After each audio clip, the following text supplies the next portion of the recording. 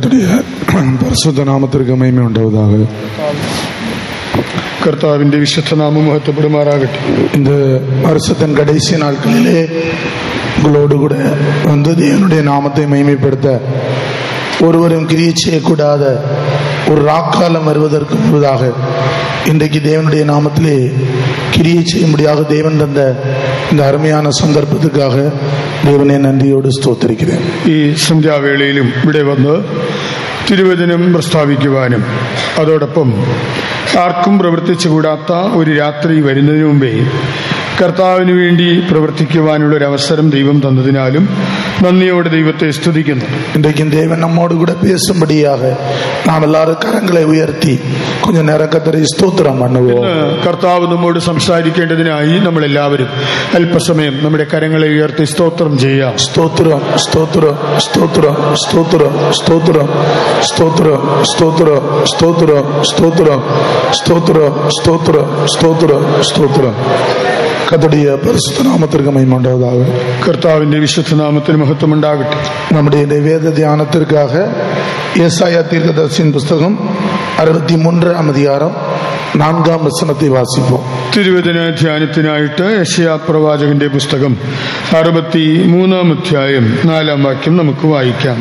ഞാൻ ഒരു പ്രതികാര ദിവസം കരുതിയിരുന്നു, എന്റെ വിമുക്തന്മാരുടെ സംവത്സരം വന്നിരുന്നു. நீதியை சரிகட்டும் நாள் என் மனதில் இருந்தது, என்னுடையவர்களை மீட்கும் வருஷம் வந்தது. கர்த்தருடைய பரிசுத்த நாமத்திற்கு மகிமை உண்டாவதாக. ദൈവത്തിന്റെ വിശുദ്ധ നാമത്തിന് മഹത്വം. இங்கே தேவனுடைய மனதிலே நீதியை சரி கட்டுகிற ஒரு நாள் அவருடைய மனதிலே இருக்கிறது. ദൈവത്തിന്റെ മനസ്സിൽ നീതിയെ നിവർത്തിക്കുന്നതായ ഒരു ദിവസം ഉണ്ടായിരുന്നു.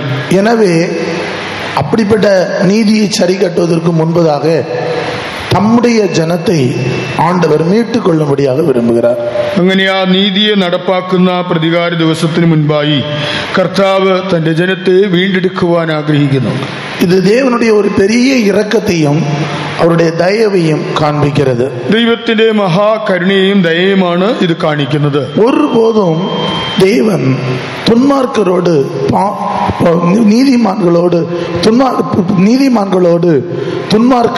துன்மார்க்கரோடு நீதிமான்களையும் சேர்த்து தேவன் அழிக்க மாட்டார். ദൈവം ഒരിക്കലും നീതിമാനെ ദുഷ്ടനോടൊപ്പം ചേർത്ത് ന്യായം വിധിക്കുകയില്ല, നശിപ്പിക്കുകയില്ല. எனவே ஒரு நீதிமானை விடுவித்து தன்னுடைய மனதில் இருக்கிறது போல துன்மார்க்கருக்கு அவர் நியாயம் தீர்ப்பு செய்கிறார். ആകയാൽ ദൈവം ആദ്യം നീതിമാനെ വിടുവിക്കുകയും പിന്നീട് തന്റെ മനസ്സിനൊത്തവണ്ണം ദുഷ്ടന് പ്രതികാരം ചെയ്യുകയും ചെയ്യുന്നു. அந்த நீதியை சரி கட்டுகிற நாளிலே ஒருவரும் இருக்கக்கூடாது, அந்த நாளை ஒருவரும் சந்திக்க கூடாது என்ற ஒரு அன்பின் சத்தம் தான் அன்றைக்கு ஆண்டவர் என்னுடையவர்களை மீட்க வருஷம் வந்தது என்று ஆண்டவர் நம்மோடு பேசுகிறார். ആ നീതി നടപ്പാക്കുന്ന പ്രതികാര ദിവസത്തിൽ ആരും അകപ്പെടരുത്, കാണപ്പെടരുത് എന്നുള്ളതായ ദൈവത്തിന്റെ സ്നേഹത്താലും കരുണയാലുമാണ് കർത്താവ് പറയുന്നത്, ഞാൻ എന്റെ വിമുക്തന്മാരുടെ സംവത്സരം വരുത്തിയിരിക്കുന്നു. கர்த்தருடைய பரிசுத்த நாமத்திற்கு மகிமை உண்டாவதாக. കർത്താവിന്റെ വിശുദ്ധ നാമത്തിന് മഹത്വം ഉണ്ടാകട്ടെ. அவருடையவர்களை தான் அவர் மீட்க போகிறார். കർത്താവ് തനിക്കുള്ളവരെയാണ് വീണ്ടെടുക്കുക. கர்த்தருடைய அருமையான தேவனுடைய பிள்ளைகளே, அவருடைய அல்லாதவர்கள் மீட்கப்பட முடியாது. പ്രിയ ദൈവജനമേ, തന്റെ ജനം അല്ലാത്തവർ ഒരിക്കലും വീണ്ടെടുക്കപ്പെടുകയില്ല. எனவே இன்றைக்கு யார் எவ்வளவு தூரத்தில் இருந்தாலும் அவருடையவர்களாக அவர் சமீபத்துக்கு கொண்டு வர விரும்புகிறார். ആകയാൽ ഇന്ന് എത്ര ദൂരത്തേക്ക് പോയവരായാലും അവരെ തന്റെ അടുക്കൽ തനിക്കുള്ളവരായിട്ട് കൊണ്ടുവരുവാൻ ദൈവം പ്രയത്നിക്കുന്നു. அந்நியராய் இருந்தாலும் அவர்களை அவருடையவர்களாக மாற்ற விரும்புகிறார். അന്യരായിരുന്നാലും അവരെ തന്റെ സ്വന്തം ജനമാക്കി മാറ്റുവാൻ ആഗ്രഹിക്കുന്നു. விரோதியாய் இருந்தாலும் அவர்களை தன்னுடைய சொந்தமாக மாற்ற விரும்புகிறார். ശത്രുക്കളായിരുന്നാലും തന്റേതാക്കി മാറ്റുവാൻ ആഗ്രഹിക്കുന്നു. அவருடைய வாஞ்சையை அவர் நிறைவேற்றும்படியாக இன்றைக்கு நம்முடைய மத்தியிலே அவர் வந்திருக்கிறார். തന്റെ ആഗ്രഹം സാധിപ്പിക്കുവാൻ കർത്താവ് ഇന്ന് നമ്മുടെ നടുവിൽ വന്നിട്ടുണ്ട്. எத்தனை பேர் விசுவாசிக்கிறீர்கள்? இந்த தேவன் அந்நியராய் இருந்தாலும் தூரத்தில் இருந்தாலும் அவருடையவராய் மாற்றக்கூடிய வல்லமை உள்ளவராக என்னுடைய வாழ்க்கையை மாற்றி இருக்கிறார் என்று சொல்றவர் அல்லேலூயா சொல்லுங்க பார்க்கலாம். അന്യരായിരുന്നാലും ദൂരസ്ഥരായിരുന്നാലും ശത്രുക്കളായിരുന്നാലും ദൈവം തന്റെ സ്വന്തമാക്കി തന്റേതാക്കി എന്നെ മാറ്റി എന്ന് പറയുവാൻ ധൈര്യമുള്ളവർ ഒരു ഹല്ലേലൂയ പറയാം. ஹல்லேலூயா. இன்றைக்கு யாராயிலும் அதற்கு மாறாக வந்திருந்தாலும் கூட கர்த்தர் அவளை தன்னுடைய சொந்தமாக மாற்றப் போகிறார். അതിനെതിരായ അവസ്ഥയിൽ ഇവിടെ ആർ വന്നെങ്കിലും അവരെയും കർത്താവ് തന്റെ സ്വന്തമാക്കുവാൻ പോകുന്നു. கர்த்தருடைய பரிசுத்த நாமத்திற்கு மகிமை உண்டாவதாக. കർത്താവിന്റെ വിശുദ്ധ നാമത്തിന് മഹത്വം ഉണ്ടാകട്ടെ. அருமையானவர்களே, இது ஏசாயா தீர்க்கதரிசி இந்த தீர்க்க தரிசன வார்த்தையை எடுத்து உரைத்திருக்கிறார். യെശയ്യാവാകുന്നു ഈ പ്രവചന വാക്യം എടുത്തു പറഞ്ഞത്. இவர் கர்த்தராகிய இயேசு கிறிஸ்து பிறப்பதற்கு 730 ஆண்டுகளுக்கு முன்பதாகவே இந்த பூமியில் வாழ்ந்தவர். കർത്താവായ യേശുവിന്റെ ജനനത്തിന് 730 സംവത്സരം മുമ്പാണ് താൻ ഈ ഭൂമിയിൽ ജീവിച്ചിരുന്നത്. பல யோதாம், ஆகாஸ், எசேக்கியா ராஜாவின் நாட்களில் இவர் ஜீவித்து வந்தார். ആഹാസ്, യോത്താം, ഹിസ്കിയാവ് എന്ന രാജാക്കന്മാരുടെ കാലത്ത് താൻ ജീവിച്ചിരുന്നു. இன்றைக்கு அவருடையவர்களை மீட்கக்கூடிய வருஷம் வந்தது என்ற வார்த்தை சத்தியமா உண்மையா என்பதை நாம் கண்டுபிடிக்க வேண்டும். ആകയാൽ വിമുക്തന്മാരുടെ സംവത്സരം വന്നിരിക്കുന്നു എന്നുള്ളതായ ഈ തിരുവെഴുത്ത് സത്യമോ മിഥ്യയോ എന്ന് നമ്മൾ കണ്ടുപിടിക്കണം. இது ஆண்டவராய் இயேசு கிறிஸ்துவினுடைய இரண்டாம் வருகையை குறித்து தான் சொல்லப்பட்டிருக்கிறது. കർത്താവായ യേശുവിന്റെ രണ്ടാം വരവിനെയാണ് ഇത് സൂചിപ്പിക്കുന്നത്. இந்த தீர்க்கதரிசி ஆண்டவராய் இயேசு கிறிஸ்துவினுடைய இரண்டாம் வருகையை குறித்து மட்டுமல்ல, அவருடைய முதல் வருகையை குறித்து அவர் தீர்க்க தரிசனமாக சொன்னார். ഈ പ്രവാചകൻ കർത്താവായ യേശുവിന്റെ രണ്ടാം വരവിനെ കുറിച്ച് മാത്രമല്ല തന്റെ ആദ്യത്തെ വരവിനെ കുറിച്ചും പ്രവചിച്ചിട്ടുണ്ട്. அவர் சொன்ன தீர்க்க தரிசனங்கள் ஒன்றொன்றாய் நிறைவேறிற்று. തന്റെ പ്രവചനങ്ങളെല്ലാം ഓരോന്നോരോന്നായി പൂർത്തീകരിക്കപ്പെട്ടു. அதாவது ஆண்டவராய் இயேசு கிறிஸ்து அவர் எப்படி பிறப்பார், எங்கே பிறப்பார், யாரிடத்தில் பிறப்பார் என்றெல்லாம் ஒரு தீர்க்க தரிசனம் சொன்னார். കർത്താവായ യേശു ആരുടെ മകനായി ജനിക്കും, എവിടെ ജനിക്കും, എപ്പോൾ ജനിക്കുമെന്നെല്ലാം താൻ മുന്നമേ അറിയിച്ചു. യെശയ്യാ தீர்க்கதரிசியின் புத்தகம் 9ஆம் அதிகாரம் 6ஆம் வசனத்தில் வாசிக்கும் போது, യെശയ്യാ പ്രവചന പുസ്തകം 9ആം അധ്യായം 6ആം വാക്യം വായിച്ചാൽ, நமக்கு ஒரு பாலகன் பிறப்பார் என்ற ஒரு தீர்க்க தரிசனமாக சொன்னார். നമുക്ക് ഒരു ശിശു ജനിച്ചിരിക്കുന്നു എന്ന് താൻ പ്രവചിച്ചു. அவர் அதிசயமானவர் என்று சொன்னார். താൻ അത്ഭുതം എന്ന് പറഞ്ഞു. அவர் அற்புதமானவர் என்று சொன்னார். താൻ ഒരു അത്ഭുതം എന്ന് പ്രവചിച്ചു. வாசியுங்கள். നമുക്ക് ഒരു ശിശു ജനിച്ചിരിക്കുന്നു, നമുക്ക് ഒരു മകൻ നൽകപ്പെട്ടിരിക്കുന്നു, ആധിപത്യം അവന്റെ തോളിലിരിക്കും, അവന് അത്ഭുത മന്ത്രി, വീരനാം ദൈവം, നിത്യപിതാവ്, സമാധാന പ്രഭു എന്ന് പേര് വിളിക്കപ്പെടും. ஆம், இந்த தீர்க்க தரிசன வசனம் அருமையான தேவனுடைய பிள்ளைகளை நிறைவேறிற்று. അതേ പ്രിയമുള്ളവരെ, ഈ പ്രവചന ഉദ്ധരണി അത് സാക്ഷാത്കരിക്കപ്പെട്ടു. அதிசயமானவராக பிறந்தார். താൻ ഒരു അത്ഭുതവാനായി ജനിച്ചു. அவர் ஆலோசனை கர்த்தராக வெளிப்பட்டார். താൻ ഒരു മന്ത്രിയായി വെളിപ്പെട്ടു. அவர் வல்லமையுள்ள தேவனாய் வெளிப்பட்டார். താൻ വീരനായ ദൈവമായി വെളിപ്പെട്ടു. ஒரு நித்திய பிதாவாக வெளிப்பட்டார். താൻ ഒരു നിത്യപിതാവായി വെളിപ്പെട്ടു. எல்லாருக்கும் சமாதானத்தை உண்டாக்கும் பிரபுவாக வெளிப்பட்டார். എല്ലാവർക്കും സമാധാനം നൽകുന്ന ഒരു പ്രഭുവായി വെളിപ്പെട്ടു. இயேசு கிறிஸ்துவினுடைய பிறப்பு ஒவ்வொரு மனிதனுக்கும் சமாதானத்தை கொடுத்தது. യേശുവിന്റെ ജനനം ഓരോ വ്യക്തിക്കും സമാധാനമേകി. எனவே தான் தூதர்கள் அவர் பிறந்தபோது தோன்றி அவர்கள் சொன்னார், பூமியிலே சமாதானம். അതുകൊണ്ടാണ് യേശുവിന്റെ ജനനവേളയിൽ പ്രത്യക്ഷരായ ദൈവദൂതന്മാർ ഇപ്രകാരം വിളിച്ചു പറഞ്ഞത്, ഭൂമിയിൽ സമാധാനം. அவர் சொன்ன வார்த்தை அப்படியே நிறைவேறிற்று. അവർ പറഞ്ഞ വാക്കുകൾ അതുപോലെ നിവർത്തിയായി. அது மட்டுமல்ல, ஏசாயா 11:1 வாசிக்கும் போது, യെശയ്യാ പ്രവചനം 11ആം അധ്യായം 1ആം വാക്യത്തിൽ, அங்கே அருமையானவர்களே, இந்த தீர்க்கதரிசி சொல்லுகிறார், ஈசா என்னும் அடிமரத்திலிருந்து ஒரு துளிர் தோன்றும் என்று சொன்னார். അവിടെ പ്രവാചകനായ യെശയ്യാ പറഞ്ഞു, ഈശായുടെ കുറ്റിയിൽ നിന്ന് ഒരു വേർ മുളയ്ക്കും. ஈசாயுடைய குடும்பத்தில் இயேசு வெளிப்படுவார் என்பதை தீர்க்க தரிசனமாக சொன்னார். ഈശായുടെ കുടുംബത്തിൽ നിന്ന് യേശു വരുമെന്ന് താൻ പ്രവചിച്ചു. அவர் சொன்னபடியே அந்த குடும்பத்திலே இயேசு வெளிப்பட்டார். താൻ അരുളി ചെയ്തതുപോലെ തന്നെയാണ് ആ കുടുംബത്തിൽ നിന്ന് യേശു വന്നത്. அது மட்டுமல்ல, ஏசாயா 7ஆம் அதிகாரம் 14ஆம் வசனத்திலே, യെശയ്യാ പ്രവചനം 7ആം അധ്യായം 14ആം വാക്യത്തിൽ, கன்னிகையினுடைய வயிற்றிலே இயேசு பிறப்பார் என்று சொன்னார். കന്യകയുടെ ഉദരത്തിൽ നിന്ന് യേശു ജാതനാകുമെന്ന് താൻ പറഞ്ഞു. நாம் இன்றைக்கு ஆவியின் நிறைவின் பகுதியிலே கேட்டது போல, ആത്മാവിൽ നിറയുമ്പോൾ നമ്മൾ കേട്ടതുപോലെ, அது எப்படி ஆகும் என்று சொன்ன போதும் கூட கர்த்தருடைய ஆவியானவர் ஒப்பு கொடுத்த போது கர்த்தர் அப்படியே செய்தார். അത് എങ്ങനെ സംഭവിക്കുമെന്നുള്ള സംശയത്തിനിടയിലും കർത്താവിന്റെ വാക്കുപോലെ ഭവിക്കട്ടെ എന്ന് പറഞ്ഞപ്പോൾ കർത്താവ് അത് ചെയ്തു. அவர் கன்னிகையின் வயிற்றிலே பிறந்தார். താൻ കന്യകയുടെ ഉദരത്തിൽ നിന്ന് ജാതനായി. இன்றைக்கு தேவனை அறியாதவர்களும் கூட, யார் என்று கண்டுபிடிக்காதவர்களும் கூட கன்னிகையில் பிறந்தவரை சமஸ்கிருதத்தில் பாடுகிறார்கள். ഇന്ന് കർത്താവായ യേശു ആരാണെന്ന് അറിയാത്തവർ പോലും ഇന്ന് യേശു കന്യകാജാതൻ എന്ന സംസ്കൃത ശ്ലോകം ചൊല്ലുന്നു.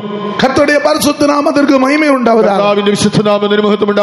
യെശയ്യാ 7:14 அவர் கன்னிகையில் பிறந்தார், பிறக்க போகிறார் என்பதை தீர்க்க தரிசனமாக சொன்னார்.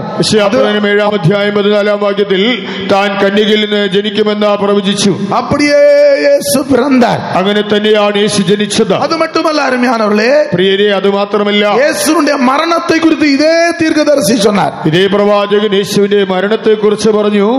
இயேசுவின் மரணத்தில் இருக்கிற ஆசீர்வாதங்கள், യേശുവിന്റെ മരണത്തിലെ അനുഗ്രഹങ്ങൾ, அவர் யாருக்காக மரிக்க போகிறார், താൻ ആർക്ക് വേണ്ടി മരിക്കും, அவர் எப்படி மரிப்பார், തന്റെ മരണം ഏത് വിധം, அவருடைய மரணத்தில் உண்டாகிற ஆசீர்வாதங்கள் என்ன, തന്റെ മരണത്തിന്റെ ഫലമായ അനുഗ്രഹങ്ങൾ, இயேசுவை மரணத்தை குறித்து இந்த தீர்க்கதரிசி திட்டவட்டமாக சொன்னார். യേശുവിന്റെ മരണത്തെ കുറിച്ച് പ്രവാചകൻ വളരെ വ്യക്തമായി പറഞ്ഞു. യെശയ്യാ தீர்க்கதரிசியின் புத்தகம் 53 வசனங்களில் நாம் அதை வாசிக்கிறோம். യെശയ്യാ പ്രവചനം 53:4-5 വാക്യങ്ങളിൽ നമുക്കത് വായിക്കാം. സാക്ഷാൽ നമ്മുടെ രോഗങ്ങളെ അവൻ വഹിച്ചു, നമ്മുടെ വേദനകളെ അവൻ ചുമന്നു. നാമോ ദൈവം അവനെ ശിക്ഷിച്ചും അടിച്ചും ദണ്ഡിപ്പിച്ചും ഇരിക്കുന്നു എന്ന് വിചാരിച്ചു. എന്നാൽ അവൻ നമ്മുടെ അതിക്രമങ്ങൾ നിമിത്തം മുറിവേറ്റും നമ്മുടെ അകൃത്യങ്ങൾ നിമിത്തം തകർന്നും ഇരിക്കുന്നു. നമ്മുടെ സമാധാനത്തിനായുള്ള ശിക്ഷ അവന്റെ മേലായി, അവന്റെ അടിപ്പിടലുകളാൽ നമുക്ക് സൗഖ്യം വന്നും ഇരിക്കുന്നു. യേശുവിന്റെ മരണത്തെ കുറിച്ച് திட்டவட்டமாக அவர் தீர்க்கதரிசனமாக சொன்னார்.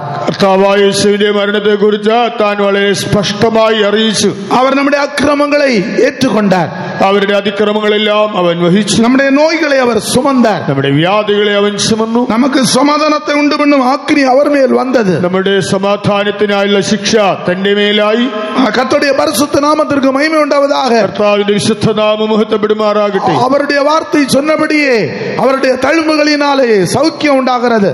തന്റെ വാക്കുകൾ പ്രകാരം യേശുവിന്റെ അടിപ്പിണരുകളാൽ നമുക്ക് സൗഖ്യമുണ്ടാകുന്നു. അവരുടെ മരണവും കൂടെ നമുക്കാக അവർ അടിക്കപ്പെട്ടു നൊറുക്കപ്പെട്ടാർ. തന്റെ മരണമെന്നത് നമുക്ക് വേണ്ടി താൻ തകർക്കപ്പെട്ടു, താൻ നൊറുക്കപ്പെട്ടു. യേശു அந்த தீர்க்கதரிசி சொன்ன இயேசுவை குறித்து சொன்ன வார்த்தை நிறைவேறிற்று. പ്രവാചകൻ യേശുവിനെ കുറിച്ച് പറഞ്ഞ വാക്കുകളെല്ലാം നിവൃത്തിയായി. അത് மட்டுமல்ல, பரிசுத்தாவியின் அபிஷேகத்தை குறித்து அவர் சொன்னார். മാത്രമല്ല, പരിശുദ്ധാത്മാഭിഷേകത്തെ കുറിച്ചും താൻ പറഞ്ഞു. ഉന്നതത്തിലുള്ള ആവി ഊറ്റപ്പെടുമ്പോൾ, ഉയരത്തിൽ നിന്ന് ആത്മാവിനെ പകരുമ്പോൾ എല്ലാ വനാന്തരങ്ങളും നീക്കപ്പെട്ടു പോകും, സകല മരുഭൂമിയും നീക്കപ്പെടും.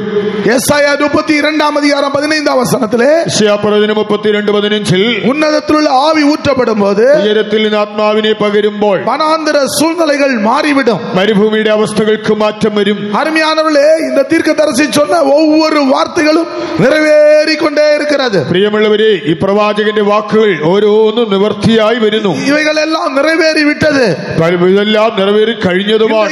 നാം ആരംഭത്തിലെ വാസിത്തത് പോലെ അവരുടെ மீட்கும் வருஷம் அந்த நீதியை சரி கட்டுவதும் நிறைவேற போகக்கூடியதாக இருக்கிறது. നാം ആരംഭത്തിൽ വായിച്ചതുപോലെ തന്റെ പ്രതികാര ദിവസവും തന്റെ വിമുക്തന്മാരുടെ സംവത്സരവും ഇതാ അടുത്തിരിക്കുന്നു. அருமையான தேவனுடைய பிள்ளைகளே, പ്രിയ ദൈവമക്കളെ, வனாந்தரத்தை மாற்றக்கூடிய ஒரு அபிஷேகம் உண்டு என்று அந்த യേശയ്യാ தீர்க்கதரிசி அபிஷேகத்தை குறித்து சொன்னார். മരുഭൂമിയെ മാറ്റുന്ന ഒരു അഭിഷേകമുണ്ടെന്ന് അന്ന് തന്നെ പ്രവാചകൻ ഈ അഭിഷേകത്തെ കുറിച്ച് പരാമർശിച്ചു. പത്മദ്വീപിലെ ഇരുന്ന യോവാനുക്ക് പത്മദ്വീപ് ദ്വീപാക തെരിയവില്ലേ. പത്മോസ് ദ്വീപിലായിരുന്നതായ യോഹന്നാന് അതൊരു ഏകാന്ത ദ്വീപായി തോന്നിയില്ല. சிறைச்சாலையில் இருந்த பேதுருவும் பவுலுக்கும் சீலாவுக்கும் சிறைச்சாலையாய் தெரியவில்லை. തടവറയിലായിരുന്ന പത്രോസിന്, പൗലോസിന്, ശീലാസിന് അതൊരിക്കലും ഒരു തടവറയായി തോന്നിയില്ല. கர்த்தருடைய ஆவி ஊற்றப்படும் போது, உன்னதத்திலிருந்து ஊற்றப்படும் போது வனாந்தரம் செழிப்பாக மாறிவிடும். ഉയരത്തിൽ നിന്ന് പരിശുദ്ധാത്മാവിനെ പകരുമ്പോൾ മരുഭൂമി അത് ഉദ്യാനമായി തീരും. நீங்கள் எத்தனை பேர் இந்த அனுபவத்தை வாழ்க்கையிலே அனுபவித்திருக்கிறீர்கள்? ഈ അനുഭവം ജീവിതത്തിൽ എത്ര പേർ സ്വന്തമാക്കിയിട്ടുണ്ട്? ஆண்டவருடைய அபிஷேகம் ஊற்றப்படும் போது வனாந்தரமான சூழ்நிலைகள் என் வாழ்க்கையில் மாறி இருக்கிறது என்று எத்தனை பேருக்கு சொல்ல முடியும்? കർത്താവിന്റെ അഭിഷേകം വരപ്പെടുമ്പോൾ എന്റെ ജീവിതത്തിലെ മരുഭൂമിയുടെ അവസ്ഥകൾ മാറി എന്ന് എത്ര പേർക്ക് പറയുവാൻ കഴിയും? சிறைச்சாலையும் கூட ஒரு விசேஷமான இடமாக மாறிவிட்டது. കാരാഗൃഹം ഒരു പ്രത്യേക സന്തോഷ സ്ഥലമായി മാറുന്നു. பத்மதீபம் கூட ஒருவரும் இல்லாத இடமும் கூட ஒரு விசேஷித்த இடமாக மாறிவிட்டது. ഏകാന്തമായ പത്മോസ് പോലും അനുഗ്രഹിക്കപ്പെട്ട ഒരു സ്ഥലമായി തീരുന്നു. தனிமை ஒரு இனிமையாக மாறிவிட்டது. ഏകാന്തത മാധുര്യമേറിയതാകുന്നു. எதனாலே? എന്തുകൊണ്ട്? ഉന്നതത്തിലുള്ള ആവി ஊற்றப்படும் போது, ഉയരത്തിലെ ആത്മാവ് പകരപ്പെടുമ്പോൾ அது சோர்ந்தவர்களுக்கு பலன் கொடுக்கக்கூடியதா இருக்கிறது. അത് തളർന്നിരിക്കുന്നവർക്ക് ബലം നൽകുന്നു. இப்படி இந்த தீர்க்கதரிசி சொன்ன ஒவ்வொரு வார்த்தைகளையும் கர்த்தர் நிறைவேற பண்ணினார். ഇങ്ങനെ പ്രവാചകന്റെ വാക്കുകൾ ഓരോന്നും കർത്താവ് നിവർത്തിച്ചു. இப்பொழுது அவர் நிறைவேற வேண்டிய வார்த்தை என்ன? ഇനി നിറവേറേണ്ടതായ പ്രവചനം എന്ത്? நம்மை ரட்சித்தார் ஆண்டவர், നമ്മെ കർത്താവ് രക്ഷിച്ചു, நம்மை விடுதலையாக்கி கொண்டு வந்தார், നമ്മെ വിടുവിച്ചു കൊണ്ടുവന്നു.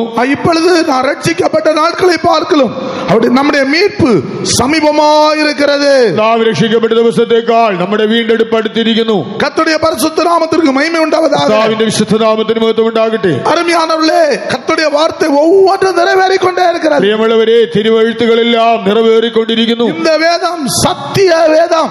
ഇതാ സത്യവേദ പുസ്തകം. எனவே இதுவரைக்கும் சொன்ன வார்த்தை நிறைவேறினது போல அவருடைய மீட்கிற வருஷம் நெருங்கி இருக்கிறது.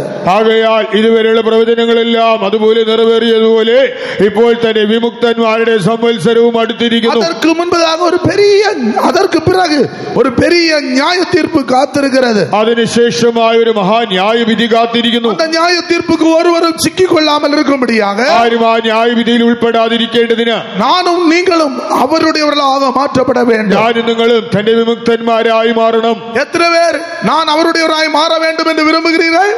എനിക്ക് ദൈവത്തിന്റെ സ്വന്തമായി തീരണമെന്ന് എത്ര പേര് ആഗ്രഹിക്കുന്നു? அவர்கள் மூன்று ஹல்லேலூயா சொல்லுங்க. 3 ഹല്ലേലൂയ പറയാം. ஹல்லேலூயா, ஹல்லேலூயா, ஹல்லேலூயா.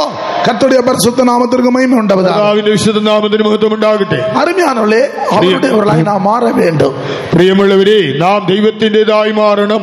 எப்படி ஒரு மனிதன் அவருடையவனாய் மாறுகிறான்? ഒരു മനുഷ്യൻ എങ്ങനെയാണ് ദൈവത്തിന്റെ സ്വന്തമായി തീരുന്നത്? என்னுடையவர்கள் என்று ஆண்டவர் யாரை உரிமை பாராட்டுகிறார்? എനിക്കുള്ളവരെന്നാ ദൈവം അവകാശവാദം ഉന്നയിക്കുന്നത് ആരുടെ മേൽ? முதலாவது கிரயத்துக்கு கொல்லப்பட்டவர்களை என்னுடையவர்கள் என்று ஆண்டவர் உரிமை பாராட்டுகிறார். ഒന്നാമതായി വിലയ്ക്ക് വാങ്ങിയവർ തനിക്കുള്ളവരെന്നാ ദൈവം പറയുന്നു. இரண்டாவது பிரேதமானவர்கள் என்னுடையவர்கள் என்று ஆண்டவர் உரிமை பாராட்டுகிறார். രണ്ടാമതായി മരിച്ചവർ അഥവാ മൃതന്മാർ തനിക്കുള്ളവരെന്നാ ദൈവം പറയുന്നു. மூன்றாவது முத்திரையை தரித்தவர்கள் என்னுடையவர்கள் என்று ஆண்டவர் உரிமை பாராட்டுகிறார். മൂന്നാമതായി മുദ്രയിടപ്പെട്ടവർ എനിക്കുള്ളവരെന്നാ ദൈവം അവകാശവാദം ഉന്നയിക്കുന്നു. நான்காவது பிரித்தெடுக்கப்பட்டவர்களை என்னுடையவர்கள் என்று ஆண்டவர் சொல்லுகிறார். നാലാമതായി വൃതന്മാർ അഥവാ വേർപിരിക്കപ്പെട്ടവർ എനിക്കുള്ളവരെന്നാ ദൈവം പറയുന്നു. ஐந்தாவது பொன்னை போலும் வெள்ளியை போலும் சுத்திகரிக்கப்பட்டவர்கள் என்னுடையவர்கள் என்று ஆண்டவர் சொல்லுகிறார். പൊന്നിനെ പോലെ വെള്ളിയെ പോലെ ശുദ്ധീകരിക്കപ്പെട്ടവർ എനിക്കുള്ളവരെന്നാ ദൈവം പറയുന്നു. கர்த்தருடைய பரிசுத்த நாமத்திற்கு மகிமை உண்டாவதாக. കർത്താവിന്റെ വിശുദ്ധ നാമത്തിന് മഹത്വം ഉണ്ടാകട്ടെ. முதலாவது கிரயத்துக்கு கொல்லப்பட்டவர்கள் என்னுடையவர்கள் ஆண்டவர். ഒന്നാമതായി വിലയ്ക്ക് വാങ്ങിയവർ എനിക്കുള്ളവരെന്നാ ദൈവം പറയുന്നു.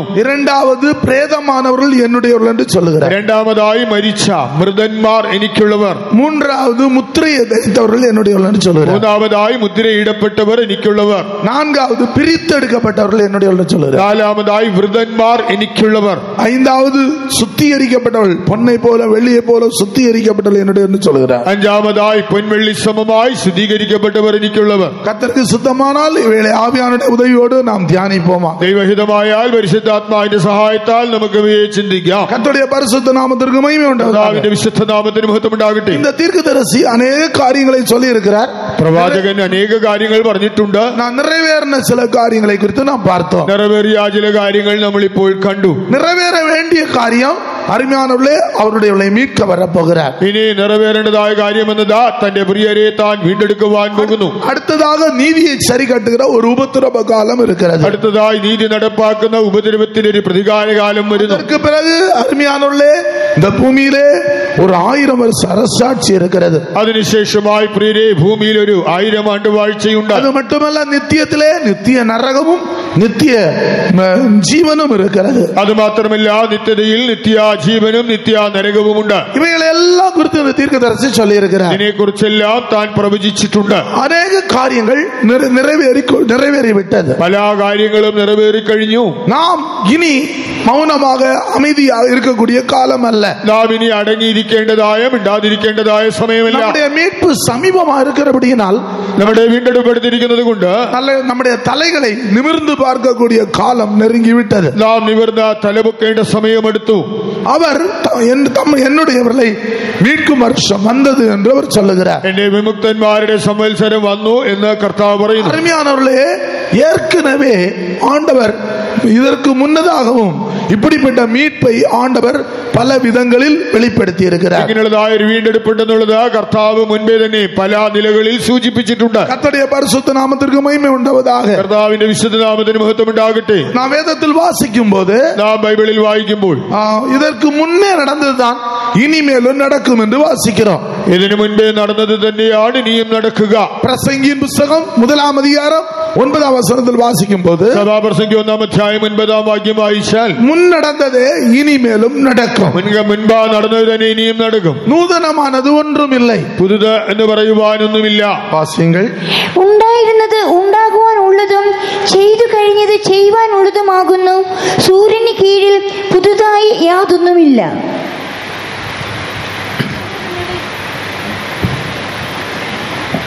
முன்னிருந்ததே இனிமேலும் இருக்கும், முன் செய்யப்பட்டதே பின்னும் செய்யப்படும். சூரியனுக்கு கீழே நூதனமானது ஒன்றுமில்லை. நூதனமானது ஒன்றும் இல்லை. പുതുതായി യാതൊന്നുമില്ല. அப்படியானால் முன் எப்போது நடந்தது?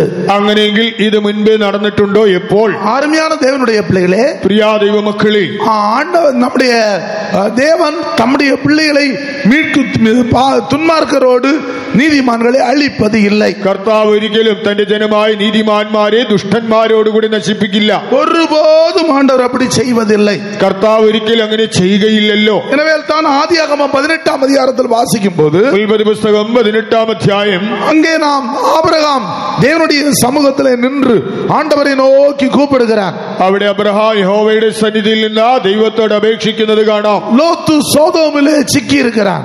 ലോത്ത് സൊദോമിൽ കുടുങ്ങിയിരിക്കുന്നു. சோதோமை ஆண்டவர் அழிக்க போகிறேன் என்று சொல்லுகிறார். യഹോവ സൊദോമിനെ നശിപ്പിക്കുമെന്ന് പറഞ്ഞതുകൊണ്ട് அப்பொழுது இந்த ஆபிரகாம் தேவனுடைய சமூகத்திலே நின்று கதறுகிறான். അബ്രഹാം യഹോവയുടെ സന്നിധിയിൽ നിന്ന് നിലവിളിക്കുന്നു, ஆண்டவரே, நீர் நீதிமானை துன்மார்க்கனோடு அழிப்பீரோ? കർത്താവേ, നീ നീതിമാനെ ദുഷ്ടനോടുകൂടി സംഹരിക്കുമോ? ஆண்டவரே, நீதிமானை துன்மார்க்கனோடு அழிப்பீரோ? കർത്താവേ, നീതിമാനെ ദുഷ്ടനോടുകൂടി സംഹരിക്കുമോ? நீங்கள் ஆதியாகமம் 18-ாம் அதிகாரம் 25-ாம் வசனத்தில் வாசிக்கும்போது, 18-25 വായിക്കുമ്പോൾ ஆண்டவர் சொல்கிறார், எனக்கு தூரமா இருக்கிறது. നിനക്ക് ദൂരമായിരിക്കട്ടെ എന്ന് താൻ ஆண்டவர் പറയും. அப்படி செய்வதே இல்லை. കർത്താവ് അങ്ങനെ ചെയ്യുകയില്ല. கர்த்தருடைய பரிசுத்த நாமத்திற்கு மகிமை உண்டாவதாக. കർത്താവിന്റെ വിശുദ്ധ നാമം മഹത്വപ്പെടട്ടെ. அவன் படிப்படியா ஆண்டவரிடத்தில் கேட்கிறான். താൻ പടിപ്പടിയായി ദൈവത്തോട് അപേക്ഷിക്കുന്നു. ஆண்டவரே, 50 நீதிமான்கள் இருந்தால் அழிப்பீரோ? കർത്താവേ, 50 നീതിമാന്മാരുണ്ടെങ്കിൽ നശിപ്പിക്കുമോ? 40 நீதிமான்கள் இருந்தால் அழிப்பீரோ? 40 നീതിമാന്മാരുണ്ടെങ്കിലോ?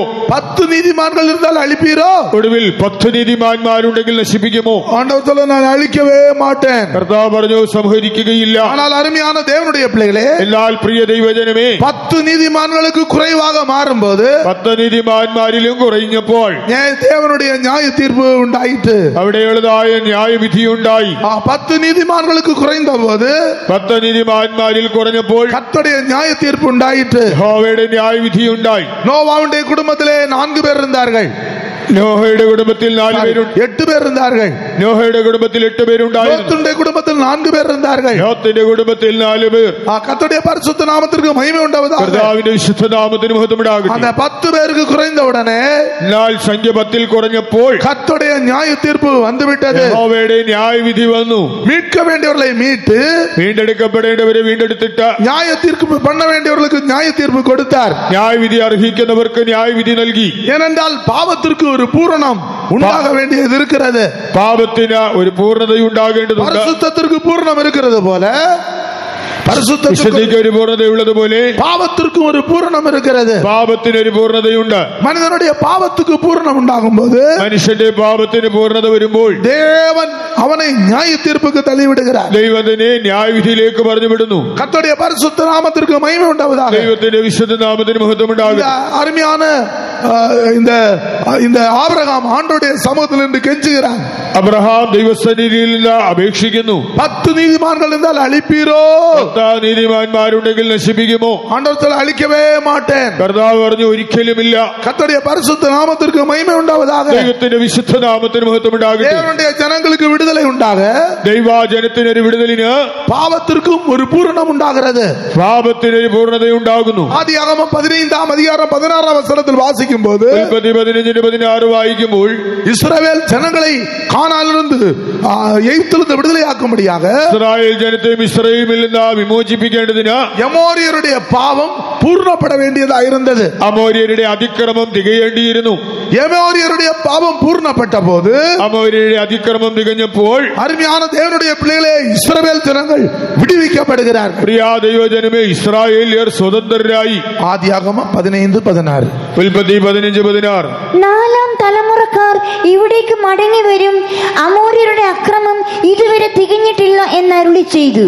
4ஆம் தலைமுறையிலே அவர்கள் இவ்விடத்துக்கு திரும்ப வருவார்கள், ஏனென்றால் எமோரியருடைய அக்கிரமம் இன்னும் நிறைவாகவில்லை என்றார். எமோரியருடைய அக்கிரமம் இன்னும் நிறைவாகவில்லை. അമോര്യരുടെ അതിക്രമം ഇതുവരെ തികഞ്ഞിട്ടില്ല. அப்ப ஒரு கூட்டத்தாருடைய பாவம் நிறைவுக்கு வருகிறது, ഒരു കൂട്ടരുടെ പാപം തികവിലേക്ക് വരുന്നു. ஒரு கூட்டத்தார் பரிசுத்த ஜீவியத்தில் நிறைவுக்கு வருகிறார்கள். ഒരു കൂട്ടർ വിശുദ്ധ ജീവിതത്തിന്റെ സമ്പൂർണ്ണതയിലേക്ക് പോകുന്നു. முன் நடந்ததே இனிமேலும் நடக்கும். മുൻപുണ്ടായിരുന്നത് തന്നെ ഇനിയും ഉണ്ടാകും. நோவாவின் நாட்களிலே ஆண்டவர் 8 பேரை ரட்சித்தார். നോഹയുടെ നാളുകളിൽ 8 പേരെ കർത്താവ് രക്ഷിച്ചു. லோத்தின் நாட்களிலே ஆண்டவர் அந்த 3 பேரை இழுத்து கொண்டு வருகிறார்.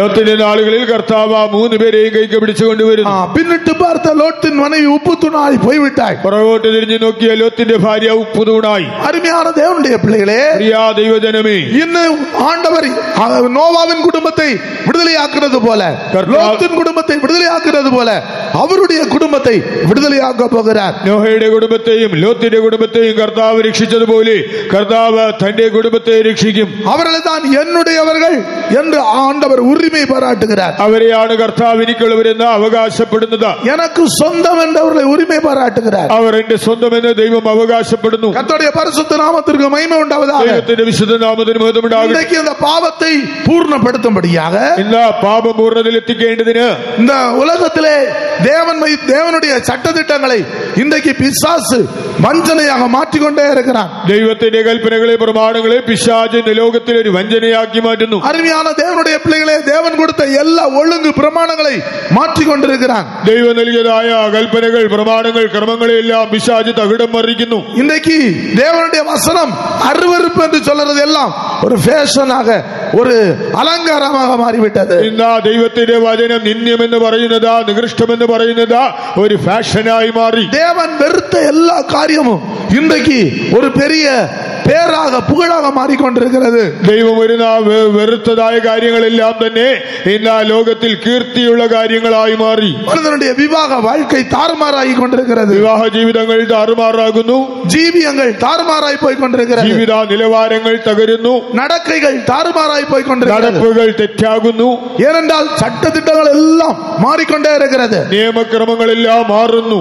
கர்த்தருடைய பரிசுத்த நாமத்திற்கு மகிமை உண்டாவதாக. കർത്താവിന്റെ വിശുദ്ധ നാമത്തിന് മഹത്വം ഉണ്ടാകട്ടെ. சட்டதிட்டங்களை எல்லாம் சத்துரு மாற்றி அமைத்துக் கொண்டே இருக்கிறார். ഇങ്ങനെ ശത്രു നിയമക്രമങ്ങളെ എല്ലാം മാറ്റിമറിക്കുന്നു. கர்த்தருடைய பரிசுத்த நாமத்திற்கு மகிமை உண்டாவதாக. കർത്താവിന്റെ വിശുദ്ധ നാമത്തിന് മഹത്വം ഉണ്ടാകട്ടെ. எதற்காக? എന്തിനാ? மனுஷரை பாவத்தில் பூர்ணப்படுத்தும்படியாக பிசாசு கிரியை செய்து கொண்டிருக்கிறான். മനുഷ്യരെ പാപത്തിന്റെ നിറവിലെത്തിക്കേണ്ടതിനാണ് പിശാച് ഇങ്ങനെ പ്രവർത്തിക്കുന്നത്. முன்னாட்களில் பிள்ளைகளை பெற்றோர்கள் கண்டிக்கலாம். മുൻകാലങ്ങളിൽ മാതാപിതാക്കൾക്ക് മക്കളെ ശാസിക്കുവാൻ അവകാശമുണ്ടായിരുന്നു. பெரியவர்கள் கண்டிக்கலாம். മുതിർന്നവർക്ക് അവരെ ശാസിക്കാം. ஏனென்றால் வேதவசனம் பிரம்பை கையாடாதவன் தன் மகனை பகைக்கிறான் என்று எழுதப்பட்டிருக்கிறது. വടി ഉപയോഗിക്കാത്തവൻ തന്റെ മകനെ നശിപ്പിക്കുന്നുവെന്ന് ബൈബിൾ പറഞ്ഞിട്ടുണ്ട്. ஆனால் இன்றைக்கு பாருங்கள், എന്നാൽ ഇന്ന് നോക്കൂ, அருமையான தேவனுடைய பிள்ளைகளை கண்டித்தால் உடனே அதை அவர்கள் சொன்னால் பெற்றோர்கள் ஜெயிலுக்கு போக வேண்டிய சூழ்நிலை. ഇന്ന് കുട്ടികളെ അടിച്ച് അതെങ്ങാനും അറിഞ്ഞാൽ മാതാപിതാക്കൾ ജയിലിൽ പോകേണ്ട അവസ്ഥ. சட்டதிட்டங்களை பிசாசு மாற்றிக்கொண்டே இருக்கிறான். നിയമാക്രമങ്ങളെ ശത്രു മാറ്റിമറിക്കുന്നു. ஆணாக இருக்க வேண்டுமானால் ஆணாக இருக்கலாம், பெண்ணாக இருக்க வேண்டுமானால் பெண்ணாக இருக்கலாம். ഒരാൾക്ക് താൻ ആഗ്രഹിക്കുന്നെങ്കിൽ സ്ത്രീയായോ പുരുഷനായോ ജീവിക്കാം. தேவன் ஆணும் பெண்ணுமாக உருவாக்கினார். ஆனால் இந்த மனுஷன் அதுக்கு மாறாக பிசாசு பாவத்திலே பூர்ணப்படுத்தும்படியாக நியமங்களை, சட்டங்களை മാറ്റിക്കൊണ്ടിരിக்கிறார். പുരുഷനായി സ്ത്രീയായി ദൈവം സൃഷ്ടിച്ചുവെങ്കിലും ഇന്ന് മനുഷ്യനെ പാപത്തിന്റെ തികവിൽ എത്തിക്കേണ്ടതിന് പിശാച് ഈ ചട്ടങ്ങൾ എല്ലാം മാറ്റിമറിക്കുന്നു. கர்த்தருடைய பரிசுத்த நாமத்திற்கு மகிமை உண்டாவதாக. ദൈവത്തിന്റെ വിശുദ്ധ നാമത്തിന് മഹത്വം ഉണ്ടാകട്ടെ. தாறுமாறுகள் எல்லாம் உண்டாகிறதுக்கு காரணம் என்ன? ഇതെല്ലാം തകിടമറിയുവാൻ കാരണമെന്ത്? ஒரு கூட்டத்தாருடைய பாவம் பூர்ணப்பட போகிறது. ഒരു കൂട്ടരുടെ അതിക്രമം തികവിലെത്തുന്നു. ஆனால் அருமையான தேவனுடைய பிள்ளைகளே, എന്നാൽ പ്രിയ கர்த்தருடைய தெய்வஜனமே, இந்த கூட்டத்திலிருந்து அவர் ஒரு கூட்டத்தாரை ஆண்டவர் என்னுடையவர் என்று உரிமை பாராட்டுகிறார். ഇതിന്റെ നടുവിൽ ഒരു കൂട്ടരെ കർത്താവ് തനിക്കുള്ളവരെന്ന് അവകാശപ്പെടുന്നു. அவரால் மீட்கப்படுகிறவர்கள், അവർ ദൈവത്താൽ വീണ്ടെടുക്കപ്പെടുന്നവർ, அவரால் வேறு பிரிக்கப்படுகிறவர்கள், ദൈവത്താൽ വേർതിരിക്കപ്പെട്ടവർ. கர்த்தருடைய பரிசுத்த நாமத்திற்கு மகிமை உண்டாவதாக. ദൈവത്തിന്റെ വിശുദ്ധ നാമം മഹത്വപ്പെടുമാറാകട്ടെ. இந்த உலகத்திலே மனிதனை பலவிதமான வல்லமைகள் அடிமைப்படுத்திக் கொண்டிருக்கும். ലോകത്തിൽ മനുഷ്യനെ അടിമപ്പെടുത്തിയിരിക്കുന്ന പലവിധ ശക്തികളുണ്ട്. கர்த்தர் ஒரு கூட்டத்தார் அவருடையவர்களை மீட்கிறார். എന്നാൽ ദൈവം ഒരു കൂട്ടരെ തന്റേതായി വീണ്ടെടുക്കുന്നു. அவர் கிரயம் செலுத்துகிறார். അതിനായി താൻ വില കൊടുക്കുന്നു. 1 கொரிந்தியர் 6 அதிகாரம் 20 வசனத்தில் வாசிக்கும் போது, കൊരിന്ത്യർക്ക് എഴുതിയ 1 ലേഖനം 6 അധ്യായം 20 വാക്യത്തിൽ தேவனுடைய வார்த்தை சொல்லுகிறது, തിരുവെഴുത്ത് പറയുന്നു, கிரயத்துக்கு கொல்லப்பட்டீர்களே, നിങ്ങളെ വിലയ്ക്ക് വാങ്ങിയിരിക്കുന്നുവല്ലോ, கிரயத்துக்கு கொல்லப்பட்டீர்களே. നിങ്ങളെ വിലയ്ക്ക് വാങ്ങിയിരിക്കുന്നു.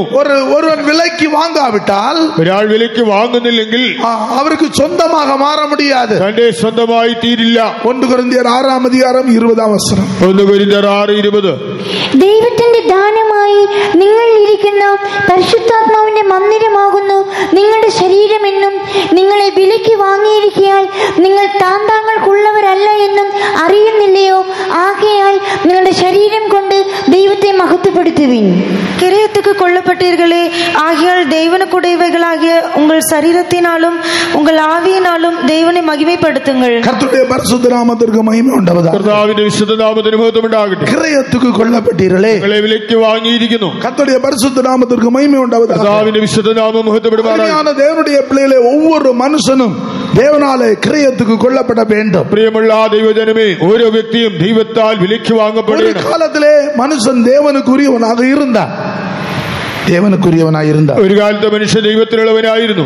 ஆனால் இவன் விற்கப்பட்டு போனான். എന്നാൽ അവൻ വിൽക്കപ്പെട്ടു. கர்த்தருடைய பரிசுத்த நாமத்திற்கு மகிமை உண்டாவதாக. കർത്താവിന്റെ വിശുദ്ധ നാമത്തിന് മഹത്വം ഉണ്ടാകട്ടെ. விற்கப்பட்ட போன மனிதனை, അങ്ങനെ വിൽക്കപ്പെട്ട ആ മനുഷ്യനെ ஆண்டவர் மீண்டும் விலை கொடுத்து வாங்குகிறார். കർത്താവ് വീണ്ടും വിലയ്ക്ക് വാങ്ങുന്നു. യെശയ്യാ தீர்க்கதரிசியின் புத்தகம் 50 அதிகாரம் 1 வசனத்தில் வாசிக்கும் போது, യെശയ്യാവ് 50:1 വാക്യത്തിൽ எதனாலே விற்கப்பட்டார்கள் என்று യെശയ്യാ தீர்க்கதரிசி சொல்லுகிறார். അവർ എവിടെ വിൽക്കപ്പെട്ടു പോയി എന്ന് പ്രവാചകൻ പറയുന്നു. യെശയ്യാ 50:1. യെശയ്യാവ് 50:1. യഹോവ ഇപ്രകാരം അരുളി ചെയ്യുന്നു, ഞാൻ നിങ്ങളുടെ അമ്മയെ ഉപേക്ഷിച്ച് കളഞ്ഞതിന്റെ ഉപേക്ഷണ പത്രം എവിടെ? അല്ല, എന്റെ കടക്കാരിൽ ആർക്കാകുന്നു ഞാൻ നിങ്ങളെ വിറ്റ് കളഞ്ഞത്? നിങ്ങളുടെ അകൃത്യങ്ങളാൽ നിങ്ങൾ നിങ്ങളെ തന്നെ വിറ്റ് കളഞ്ഞും നിങ്ങളുടെ ലംഘനങ്ങളാൽ നിങ്ങളുടെ അമ്മ ഉപേക്ഷിക്കപ്പെട്ടുമിരിക്കുന്നു. உங்கள் அக்கிரமங்களால் நீங்கள் விற்கப்பட்டு போனீர்கள். നിങ്ങളുടെ അതിക്രമങ്ങളാൽ നിങ്ങൾ വിൽക്കപ്പെട്ടു പോയി. கர்த்தருடைய பரிசுத்த நாமத்திற்கு மகிமை உண்டாவதாக. കർത്താവിന്റെ വിശുദ്ധ നാമം മഹത്വപ്പെടുമാറാകട്ടെ. அக்கிரமத்தினால் விற்கப்பட்டு போனான். മനുഷ്യന്റെ അതിക്രമങ്ങളാൽ വിൽക്കപ്പെട്ടു. அக்கிரமம் என்று சொல்லும்போது கிரமத்தை மீறுவதுதான் அக்கிரமம். ഇവിടെ അതിക്രമം എന്ന് പറയുന്നത് ക്രമങ്ങളെ ലംഘിക്കുക. ஏதேன் தோட்டத்திலே ஆண்டவர் ஆதாமுக்கும் ஏவாளுக்கும் ஒரு ஒழுங்கு கிரமத்தை கொடுத்தார். ഏദൻ തോട്ടത്തിൽ ദൈവം ആദാം ഹവ്വാമാർക്ക് ഒരു ക്രമം നിയമിച്ചു. ஆனால் அந்த கிரமத்தை மீறின போது, ആ ക്രമങ്ങളെ ലംഘിച്ചപ്പോൾ அருமையான தேவனுடைய பிள்ளைகளே, அவர்கள் விற்கப்பட்டு போனார்கள். പ്രിയ ദൈവജനമേ, അവർ വിൽക്കപ്പെട്ടു പോയി. சாத்தானுடைய கையிலே அகப்பட்டு போனார்கள். സാത്താന്റെ കയ്യിൽ അവർ അകപ്പെട്ടു. இப்பொழுது அவர்களை அழிக்கும்படியாக பிசாசு கிரியை செய்து கொண்டே இருக்கிறான். അപ്പോൾ അവരെ നശിപ്പിക്കേണ്ടതിനായി പിശാച് പ്രവർത്തിക്കുന്നു. அவர்களை ஒன்றுமில்லாமல் ஆக்க வேண்டும் என்று பிசாசு கிரியை செய்கிறான். അവരെ വെറും നാസ്തിയാക്കുവാൻ പിശാച് പ്രവർത്തിക്കുന്നു. அவருடையவர்களாக அவர்களை மாற்றிவிடக் கூடாது. അവർ തന്റേതാക്കി ദൈവത്തിൻ്റെതാക്കി അവർ മാറരുത്. சொந்தமானவர்களாக இருக்கக்கூடாது. അവർ ദൈവത്തിന് സ്വന്തമാകരുത് என்று பிசாசு பயங்கரமாக போராடுகிறான். ഇതിനായി പിശാച് കഠിനമായി പോരാടുന്നു. ஏனென்றால் എന്തുകൊണ്ടെന്നാൽ தேவன் அருமையானவர்களே, அவருடையவர்களுக்காக ஆயத்தமாக்கப்பட்டிருக்கிற அந்த சியோனை எருசலேமையும் அவர்களுக்கு கொடுக்கும்படி ஆண்டவர் சித்தமானார். പ്രിയമുള്ളവരെ, ദൈവം തന്റെ സ്വന്തമായവർക്ക് വേണ്ടി പുതിയ യെരൂശലേം സിയോൻ നൽകുവാനായി ഒരുങ്ങിയിരിക്കുന്നു. ஆனால் தூதர்கள் அதை இச்சித்தார்கள். ദൂതന്മാരിൽ ഒരു കൂട്ടർ അതിനെ ആഗ്രഹിച്ചു. தூதர்கள் இச்சித்தபடியினால் அருமையானவர்களே, அவர்களை ஆண்டவர் அவருடைய ஸ்தானத்திலிருந்து தள்ளினார். ചില ദൂതന്മാർ അത് ആഗ്രഹിച്ചതുകൊണ്ട് കർത്താവ് അവരെ ആ സ്ഥാനത്ത് നിന്ന് തള്ളിക്കളഞ്ഞു. அந்த விழுந்து போன தூதர்கள், അങ്ങനെ വീണുപോയ ദൂതന്മാർ அவர்கள் எப்படி ஆயிலும் தங்களுக்கு கிடைக்காத இந்த சியோன் எருசலேம் அவர்களுக்கு மனிதனுக்கு கிடைக்க கூடாது என்று சொல்லி போராடி கொண்டே இருக்கிறார்கள். തങ്ങൾക്ക് ലഭിക്കാതെ പോയ സിയോൻ യെരൂശലേം മനുഷ്യർക്ക് ലഭിക്കരുതെന്ന് കരുതി അതിന് വിരോധമായി അവർ പോരാടിക്കൊണ്ടിരിക്കുന്നു. எப்படி ஆயிலும் தனக்கு கிடைக்காதது அவர்களுக்கும் கிடைக்க கூடாது என்ற ஒரு பெரிய யுத்தம் போராட்டம் நடந்து கொண்டிருக்கிறது. തങ്ങൾക്ക് ലഭിക്കാതെ പോയത് മനുഷ്യർക്ക് ലഭിക്കരുത് എന്നുള്ള ഉദ്ദേശത്തോടു കൂടി ഒരു കഠിനമായ യുദ്ധം നടന്നുകൊണ്ടിരിക്കുന്നു. ஆனால் அதன் மத்தியிலே എന്നാൽ ഇതിന്റെ മധ്യത്തിൽ ஒரு கூட்டத்தார் அவருடைய ஆண்டவர் மாற்றிக்கொண்டே இருக்கிறார். എന്നാലും ഒരു കൂട്ടരെ കർത്താവ് തന്റേതാക്കി മാറ്റിക്കൊണ്ടിരിക്കുന്നു. சாலமோனுடைய நாட்களிலே ശലോമോന്റെ കാലയളവിൽ 2 ஸ்திரீகளுக்கு 2 குமாரர்கள் இருந்தார்கள். 2 സ്ത്രീകൾ അവർക്ക് ഓരോ പുത്രന്മാരുണ്ടായിരുന്നു. 2 ஸ்திரீகளுக்கு 2 குமாரர்கள் இருந்தார்கள். 2 സ്ത്രീകൾക്കുമായിട്ട് 2 പുത്രന്മാരുണ്ടായിരുന്നു. ஒருத்தி தன்னுடைய பிள்ளையை கொன்று போட்டாள். ഒരുത്തി താനറിയാതെ തന്റെ മകന്റെ മരണത്തിന് കാരണമായി. உயிரோடு ஒரு பிள்ளை இருக்கிறது. ഇപ്പോൾ ഒരു കുഞ്ഞ് ശേഷിക്കുന്നു. அந்த ஒரு பிள்ளையை கொன்றவள் சொல்கிறாள் என்னுடைய பிள்ளை என்று சொல்கிறார். എന്നാൽ ആദ്യത്തെ കുഞ്ഞിനെ കൊന്നവൾ പറയുന്നു ഇത് തന്റേതാണ്. அருமையான தேவனுடைய பிள்ளை என்னுடைய பிள்ளை என்று சொல்கிறார். അവൾ എന്റേതെന്ന് അവകാശപ്പെടുന്നു. மற்றவள் சொல்கிறார் இது என்னுடைய பிள்ளை என்று. എന്നാൽ മറ്റേ സ്ത്രീയോ ഇത് എന്റെ കുഞ്ഞെന്ന് പറഞ്ഞു. எப்படி ஆயிலும் தன்னுடைய பிள்ளை அழிக்கப்பட்டது போல தனக்கு மற்றவருடைய பிள்ளையும் அழிக்கப்பட வேண்டும் என்பதுதான் அந்த ஸ்திரீயுடைய நோக்கமாக இருந்தது. എന്നാൽ തന്റെ കുട്ടി മരിച്ചതുകൊണ്ട് മറ്റേ കുട്ടി മരിക്കണമെന്ന് ഈ സ്ത്രീ ആഗ്രഹിച്ചു. தனக்கு கிடைக்காதது இன்னொரு ஆளுக்கும் கிடைக்க கூடாது என்ற நோக்கம் அந்த ஸ்திரீக்குள் இருந்தது. തനിക്ക് നഷ്ടമായത് മറ്റവൾക്കും നഷ്ടമാകണമെന്നുള്ളതായ ദുരുദ്ദേശമുണ്ടായി. ஆனால் அருமையான தேவனுடைய பிள்ளைகளே அங்கே சாலமோன் அதை நியாயம் விசாரித்தான். എന്നാൽ പ്രിയമുള്ളവരെ ശലോമോൻ അതിനെക്കുറിച്ച് വിസ്തരിച്ചു. அவன் அதை விசாரித்து பார்த்தபோது താൻ കാര്യങ്ങളെ വിസ്തരിച്ചു നോക്കിയപ്പോൾ தேவன் அவனுக்கு ஒரு ஞானத்தை கொடுத்தார். ദൈവം തനിക്ക് ஞானம் നൽകി. உண்மையான அந்த பிள்ளை யாருடையது என்று கண்டுபிடித்தான். ആ കുഞ്ഞ് യഥാർത്ഥത്തിൽ ആരുടേതെന്ന് കണ്ടുപിടിച്ചു. அவனுடைய அந்த உண்மையான தாய்க்காக அந்த தாயுடைய குடல் துடித்தது. ആ അമ്മയുടെ ഉള്ള കത്തി. அந்த பிள்ளையை உயிருள்ள பிள்ளையை என்னிடத்தில் கொண்டு வாருங்கள் 2ஆக கிழிப்போம் என்று சொன்னபோது உண்மையான தாயுடைய அந்த உள்ளம் அந்த குடல் துடித்தது. ആ കുഞ്ഞിനെ കൊണ്ടുവരിക അതിനെ 2ആയി വിഭാഗിച്ച് കൊടുക്കാമെന്ന് പറഞ്ഞപ്പോൾ യഥാർത്ഥ അമ്മയുടെ ഉള്ളു കത്തി. அருமையான தேவனுடைய பிள்ளைகளே இன்றைக்கும் ஆண்டவர் நம்மை மீட்கும்படியாக அவருடைய உள்ளம் அவருடைய குடல் துடிக்கிறது. ഇന്ന് നമ്മെ വീണ്ടെടുക്കേണ്ടതിനായിട്ട് നമ്മുടെ അമ്മയായ കർത്താവിന്റെ ഉള്ളം കത്തിക്കൊണ്ടിരിക്കുന്നു. அவர் தாயினும் மேலானவராக இருக்கிறார்.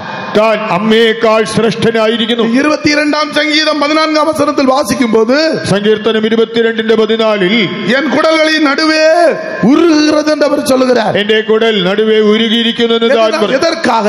എന്തിനായി? என்னையும் உங்களையும் மீட்கும்படியாக, നിങ്ങളെയും എന്നെയും വീണ്ടെടുക്കുവാൻ, என்னையும் உங்களையும் தப்புவிக்கும்படியாக, നിങ്ങളെയും എന്നെയും രക്ഷിക്കുവാൻ. அவருடைய குடல் துடித்தது. തന്റെ ഉള്ളു കത്തുന്നു. சாலமோனிலும் பெரியவர் இங்கே வந்திருக்கிறார். ശലോമോനിലും വലിയവൻ ഇവിടെയുണ്ട്. இன்றைக்கு நம்மையும் நம்மோடு போராடுகிற வல்லமைகளுடைய கையிலிருந்து தப்புவிக்கும்படியாக அவர் வல்லவராக இருக்கிறார். ഇന്ന് നമുക്കെതിരായി പോരാടുന്ന ദുഷ്ടശക്തികളിൽ നിന്ന് നമ്മെ രക്ഷിക്കുവാൻ താൻ ശക്തനാകുന്നു. அருமையான தேவனுடைய பிள்ளைகளே அவர் நம்மை கிரயத்துக்கு கொள்ள வேண்டியதா இருக்கிறது. പ്രിയ ദൈവജനമേ, നാം ദൈവത്താൽ വിലയ്ക്ക് വാങ്ങപ്പെടേണ്ടതുണ്ട്. யார் கிரயத்துக்கு கொள்ளப்படவில்லையோ, ആർ വിലയ്ക്ക് വാങ്ങപ്പെടുന്നില്ലയോ, அவர்கள் என்னுடையவர்கள் என்று ஆண்டவர் உரிமை பாராட்ட முடியாது. അവരെ ദൈവം എനിക്കുള്ളവരെന്ന് അവകാശപ്പെടാനാവില്ല.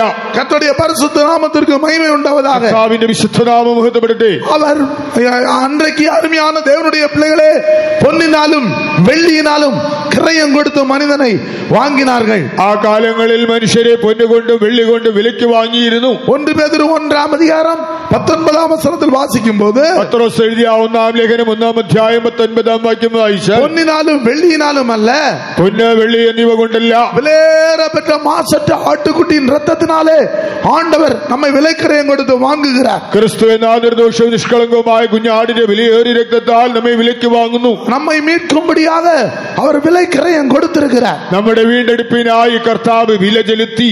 கர்த்தருடைய பரிசுத்த நாமத்திற்கு மகிமை உண்டாவதாக. കർത്താവിന്റെ വിശുദ്ധനാമത്തിന് മഹത്വം ഉണ്ടാകട്ടെ. ஏனென்றால் பாவ மன்னிப்பாகிய மீட்பு அவரிடத்திலிருந்து நமக்கு உண்டாகிறது. എന്തുകൊണ്ടെന്നാൽ നമുക്ക് അവങ്കൽ നിന്ന് അതിക്രമങ്ങളുടെ മോചനമെന്ന വീണ്ടെടുപ്പുണ്ട്. எபேசியர் 1ஆம் அதிகாரம் 7ஆம் வசனத்தில் நாம் அதை வாசிக்கிறோம். എഫെസർക്ക് എഴുതിയ ലേഖനം 1-ാം അധ്യായം 7-ാം വാക്യത്തിൽ വായിക്കുന്നു. எபேசியர் 1:7. എഫെസർ 1:7 അവനിൽ നമുക്ക് അവന്റെ രക്തത്താൽ അതിക്രമങ്ങളുടെ മോചനം എന്ന വീണ്ടെടുപ്പുണ്ട്. அவருடைய கிருபையின் ஐஸ்வரியத்தின்படி இவருடைய இரத்தத்தினாலே பாவமன்னிப்பாகிய மீட்பு இவருக்குள் நமக்கு உண்டாயிருக்கிறது. அவருடைய இரத்தத்தினாலே, எபேசியர் 1ஆம் அதிகாரம் 7ஆம் வசனம். എഫെസർ 1:7 அவருடைய இரத்தத்தினாலே பாவ மன்னிப்பாகிய மீட்பு நமக்கு ஆண்டவர் கொடுக்கிறார். അവന്റെ രക്തത്താൽ നമുക്ക് ദൈവം അതിക്രമങ്ങളുടെ മോചനം എന്ന വീണ്ടെടുപ്പ് നൽകുന്നു. இன்றைக்கு அருமையான தேவனுடைய பிள்ளைகளே, எல்லா காரியங்களிலிருந்தும் நம்மை மீட்கும்படி அவர் விரும்புகிறார். എല്ലാ സകല കാര്യങ്ങളും നമ്മെ വീണ്ടെടുക്കുവാൻ ദൈവം ഇച്ഛിക്കുന്നു. மீட்பு, ரட்சிப்பு என்று சொல்லும்போது രക്ഷ, വീണ്ടെടുപ്പ് എന്ന് പറയുമ്പോൾ அமிழ்ந்து போகிற ஒரு கப்பல், അത് മുങ്ങിത്താഴുന്ന ഒരു കപ്പൽ, இன்னும் நிற்க முடியாத ஒரு கப்பல், ഇനി മുകളിൽ നിൽക്കുവാൻ കഴിയാത്ത, வாழ முடியாத ஒரு கப்பல், ജീവിക്കാൻ കഴിയാത്ത ഒരു കപ്പൽ. அந்த வேளையிலே அதை தப்புவிக்கிறது தான் இந்த ரட்சிப்பு, மீட்பு என்ற வார்த்தையுடைய அர்த்தமா இருக்கிறது. ആ അവസ്ഥയിൽ നിന്ന് ഉദ്ധരിക്കുന്ന പ്രവൃത്തിയാണ് രക്ഷ, വീണ്ടെടുപ്പ് എന്നതുകൊണ്ട് വിവക്ഷിക്കുന്നത്. இன்றைக்கும் அருமையான தேவனுடைய பிள்ளைகளே, എന്നും പ്രിയ ദൈവജനമേ, நீங்கள் யாருடைய உங்களுடைய வாழ்க்கையில் எந்த விஷயத்தில் உங்களால் தப்புவிக்கப்பட முடியாத சூழ்நிலை இருந்தாலும், നിങ്ങൾക്ക് വീണ്ടെടുക്കപ്പെടുവാൻ കഴിയാത്തതായ പരിതസ്ഥിതിയിൽ നിങ്ങളുടെ ജീവിതത്തിൽ ആരായിരിക്കുന്നു, இன்றைக்கு மீட்கும்படியாக நம்முடைய ஆண்டவர் வந்திருக்கிறார். എന്നാൽ നിങ്ങളെ വീണ്ടെടുക്കേണ്ടതിന് നമ്മുടെ കർത്താവ് ഇവിടെ വന്നിട്ടുണ്ട്. அவர் கிரயம் கொடுத்து மீட்கிறவராய் இருக்கிறார். താൻ വില നൽകി വീണ്ടെടുക്കുന്നു. ஏனென்றால் அருமையான தேவனுடைய பிள்ளைகளே, എന്തുകൊണ്ടെന്നാൽ പ്രിയ ദൈവജനമേ, 1 தீமோத்தேயு 2-ம் அதிகாரம் 6-ம் வசனத்தில் வாசிக்கும் போது, 2 അധ്യായം 6-ാം വാക്യത്തിൽ எல்லாரையும் மீட்கும் பொருளாக എല്ലാവരെയും വീണ്ടെടുക്കേണ്ടതിനാ தம்மை ஒப்பு கொடுத்த மனுஷகுமாரன் அவரே, തന്നെത്താൻ മറുവിലയായി കൊടുത്ത മനുഷ്യപുത്രൻ താൻ തന്നെ. 1 தீமோத்தேயு 2-ம் அதிகாரம் 6-ம் வசனம். 1 തിമോത്തിയോസ് 2:6. എല്ലാവർക്കും വേണ്ടി മറുവിലയായി തന്നെത്താൻ കൊടുത്ത മനുഷ്യനായ ക്രിസ്തുയേശു തന്നെ. எல்லாருக்காகவும், എല്ലാവർക്കും വേണ്ടി, எல்லாருக்காகவும், എല്ലാവർക്കും വേണ്ടി மீட்கும் பொருளாக മറുവിലയായി தம்மை விலைக்கிரயமாக கொடுத்தவர், വീണ്ടെടുക്കുവാൻ തന്നെ ഏൽപ്പിച്ചവൻ, முழு உலகத்திற்காக, സർവ്വലോകത്തിന്, பாவிகளுக்காக, പാപികൾക്ക് വേണ്ടി, எல்லா நிலவரத்தில் இருக்கிறவர்களுக்காக, ഏതവസ്ഥയിലുമുള്ളവർക്ക് ஒரு വേണ്ടി மீட்கும் பொருளாக ഒരു വീണ്ടെടുപ്പ് വിലയായി இயேசு மாறினார். യേശു മാറി. அருமையான தேவனுடைய பிள்ளைகளே, പ്രിയ ദൈവജനമേ, பழைய ஏற்பாட்டு காலத்திலே പഴയ നിയമകാലയളവിൽ மனிதனை கிரயம் கொடுத்து மீட்டுக் கொண்டார்கள். മനുഷ്യരെ വില കൊടുത്ത് വീണ്ടെടുത്തു. பொன்னினாலும் പൊന്നിനാലും வெள்ளியினாலும் மீட்டுக் கொண்டார்கள். വെള്ളി കൊണ്ടും വീണ്ടെടുത്തു. லேவியராகமம் 27-ம் அதிகாரத்தில் வாசிக்கும் போது, ലേവ്യാപുസ്തകം 27-ാം അധ്യായം വായിച്ചാൽ ஒரு மாதத்திலிருந்து 5 வயது வரை உள்ள ஒரு ஆண் பிள்ளையை மீட்கும்படியாக 5 சேக்கல் கொடுக்க வேண்டும். ഒരു മാസം മുതൽ 5 വർഷം വയസ്സ് വരെ പ്രായമുള്ള ആൺകുട്ടിയെ വീണ്ടെടുക്കേണ്ടതിന് 5 ശേക്കൽ നൽകണം. அது ஒரு பெண் பிள்ளையா இருந்தால் അതൊരു പെൺകുട്ടിയാണെങ്കിൽ 3 சேக்கல் கொடுக்க வேண்டும். 3 ശേക്കൽ നൽകണം. கர்த்தருடைய பரிசுத்த நாமத்திற்கு மகிமை உண்டாகட்டும். കർത്താവിന്റെ വിശുദ്ധ നാമത്തിന് മഹത്വം ഉണ്ടാകട്ടെ. அந்த 5 வயதுக்கு மேல் ஒரு 20 வயது வரைக்கும் உள்ளவர்களா இருந்தால், 5 വയസ്സ് മുതൽ 20 വയസ്സ് വരെയുള്ളവരാണെങ്കിൽ அவர்களை ஆண் பிள்ளையா இருந்தால் 20 சேக்கல் கொடுத்து மீட்க வேண்டும். ആൺകുട്ടിയാണെങ്കിൽ 20 ശേക്കൽ നൽകണം. பெண் பிள்ளையா இருந்தால் 10 சேக்கல் கொடுக்க അത് வேண்டும். പെണ്ണെങ്കിൽ 10 ശേക്കൽ. எனவே தான் அருமையான தேவனுடைய பிள்ளைகளையே, ആകയാൽ പ്രിയ ദൈവജനമേ, 20 வயதுக்கு உட்பட்ட அந்த யோசேப்புக்கு 20 வெள்ளி சேக்கல் கொடுத்தார்கள். 20 വയസ്സിനുള്ളിലായിരുന്ന യോസേഫിനായി അവർ 20 ശേക്കൽ നൽകി. கர்த்தருடைய பரிசுத்த நாமத்திற்கு மகிமை உண்டாவதாக. കർത്താവിന്റെ വിശുദ്ധ നാമത്തിന് മഹത്വം ഉണ്ടാകട്ടെ. ஆனால் 20 வயதுக்கு மேற்பட்ட 50 வயதுக்கு உட்பட்டவர்களை, എന്നാൽ 20 വയസ്സ് മുതൽ 50 വയസ്സ് വരെയുള്ളവർക്കോ ஆண்களாய் இருந்தால் அவர்களுக்கு 50 சேக்கல் கொடுக்க வேண்டும். ആണെങ്കിൽ 50 ശേക്കൽ നൽകണം. ஒரு பெண்ணா இருந்தால் அவர்களுக்கு 30 சேக்கல் கொடுக்க வேண்டும். പെണ്ണിന് 30 ശേക്കൽ. கர்த்தருடைய பரிசுத்த நாமத்திற்கு மகிமை உண்டாவதாக. കർത്താവിന്റെ വിശുദ്ധ നാമത്തിന് മഹത്വം ഉണ്ടാകട്ടെ.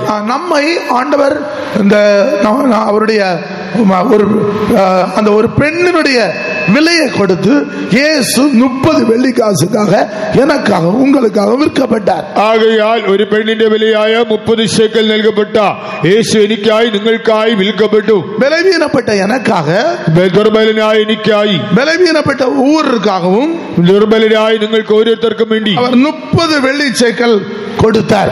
താൻ 30 ശേക്കൽ വെള്ളി കൊടുത്തു. அதைத்தான் லேவியராகமம் 27-ம் அதிகாரம் 4-ம் வசனத்தில் வாசிக்கிறோம். ലേവ്യാപുസ്തകം 27:4 നമ്മൾ അത് വായിക്കുന്നു. ஒரு பெண் பிள்ளைக்காக, ഒരു പെൺകുട്ടിക്കായി விடுதலையாக்கும்படியாக അവളെ വീണ്ടെടുക്കേണ്ടതിന് 30 வெள்ளி சேக்கல் கொடுக்க வேண்டும். 30 വെള്ളി ശേക്കൽ നൽകണം. அதுதான் கர்த்தராகிய இயேசு கிறிஸ்து 30 வெள்ளி காசுக்காக விற்கப்பட்டார். ആകയാൽ നമ്മുടെ കർത്താവായ യേശു 30 വെള്ളിക്കാശിന് വിൽക്കപ്പെട്ടു. அந்த கிரயத்தை கொண்டு வந்த ஆளு தேவாலயத்திலே அந்த யூதாஸ் எறிந்து விட்டான். എന്നാൽ ആ വില യൂദാസ് ദൈവാലയത്തിൽ എറിഞ്ഞു കളഞ്ഞു. கர்த்தருடைய பரிசுத்த நாமத்திற்கு மகிமை உண்டாவதாக. കർത്താവിന്റെ വിശുദ്ധ നാമത്തിന് മഹത്വം ഉണ്ടാകട്ടെ. அருமையான தேவ பிள்ளைகளே, நாம் எல்லாரையும் மீட்கும் பொருளாக 30 வெள்ளி காசுக்காக இயேசு விற்கப்பட்டார். നമ്മുടെ വീണ്ടെടുപ്പ് വിലയായി 30 വെള്ളിക്കാശിന് യേശു വിൽക്കപ്പെട്ടു. முழு உலகத்தில் இருக்கிற ஒவ்வொருக்காகவும் இந்த 30 வெள்ளி காசு கொடுக்கப்பட்டது. മുഴു ലോകത്തിലുള്ള ഓരോ മനുഷ്യനു വേണ്ടിയും ഈ 30 വെള്ളിക്കാശ് നൽകപ്പെട്ടു. ஒவ்வொரு மனிதனும் மீட்கப்பட வேண்டும். ഓരോ മനുഷ്യനും വീണ്ടെടുക്കപ്പെടും. அதற்காகவே எல்லாரையும் மீட்கும் பொருளாக இயேசு வெளிப்பட்டார். അതുകൊണ്ട് അത്രേ എല്ലാവർക്കും അറിവിലയായി യേശു വെളിപ്പെട്ടതാ. எத்தனை பேர் எனக்காக 30 வெள்ளி காசை இயேசு கொடுத்தார் என்று விசுவாசிக்கிறீர்கள்?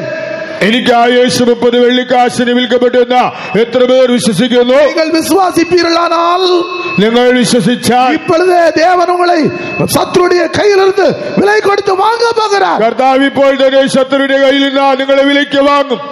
அவருக்கு சொந்தமாக்க போகிறார். തന്നെ സ്വന്തമാക്കും. என்னுடையவர்கள் என்று உரிமை பாராட்ட போகிறார். എന്റെ തന്നെ അവകാശപ്പെടും. இயேசு எனக்காக 30 வெள்ளி காசு கொடுத்தார் என்று சொல்லுங்கள். உங்களுடைய வலது கரத்தை உயர்த்துங்க. യേശു എനിക്കായി 30 വെള്ളിക്കാശ് ചെലുത്തി എന്നുള്ളവർ വലങ്കരം ഉയർത്തുക. எனக்காக 30 வெள்ளி காசை கொடுத்தவர் அவரே. എനിക്കായി 30 വെള്ളിക്കാശ് കൊടുത്തവൻ അവൻ തന്നെ. என்னை மீட்கும் பொருளாக എന്നെ വീണ്ടെടുക്കുവാൻ என்னை കൊടുத்தவர் அவரே. മറുവില നൽകിയവൻ അവൻ. நீங்கள் விசுவாசிப்பீர்களானால், നിങ്ങൾ വിശ്വസിച്ചാൽ கரங்கள் உயர்த்தின உடனே കരങ്ങൾ ഉയരുമ്പോൾ அந்த 30 வெள்ளி காசு கொடுத்து மீட்ட அந்த ரத்தத்தின் வல்லமை இப்பொழுது உங்களை தொட போகிறது. 30 വെള്ളിക്കാശ് കൊടുത്ത് വീണ്ടെടുത്ത രക്തത്തിന്റെ ശക്തി ഇപ്പോൾ നിങ്ങളെ തൊടും. நீங்கள் எந்த அடிமைத்தனத்தில் இருந்தாலும் கர்த்தர் நீங்கள் இருக்கிற இடத்திலே உங்களை தொட்டு விடுதலையாக்க போகிறார். നിങ്ങളുടെ ദാസസ്ഥിതി എന്തായിരുന്നാലും നിങ്ങൾ ഇരിക്കുന്ന ഇടത്ത് ദൈവം നിങ്ങളെ തൊട്ട് വിടുവിക്കും. ஒரு விடுவிக்கிற கர்த்தர் நம்முடைய மத்தியில் உலாவுகிறார். വിടുവിക്കുന്ന കർത്താവ് ഇവിടെ നടകൊള്ളുന്നു. கர்த்தருடைய வார்த்தைகள் எல்லாம் நிறைவேறிக் கொண்டிருக்கிறது. കർത്താവിന്റെ വചനങ്ങൾ നിറവേറുന്നു. அவருடையவர்களாய் இருக்க வேண்டும். നാം തന്റേതാകണം. அவருடைய இருக்கும்படி விலக்கலையும் கொடுத்த ரத்தத்தினுடைய வல்லமை ஊடுருவி பாய்கிறது. തന്നെ സ്വന്തമാക്കുവാനായി നൽകപ്പെട്ടതായ രക്തത്തിന്റെ ശക്തി ഇവിടെ പ്രവഹിക്കുന്നു. பிசாசு யாருக்கு வேண்டாம் என்று உன்னை அழிக்கும்படி வந்திருக்கிறான்.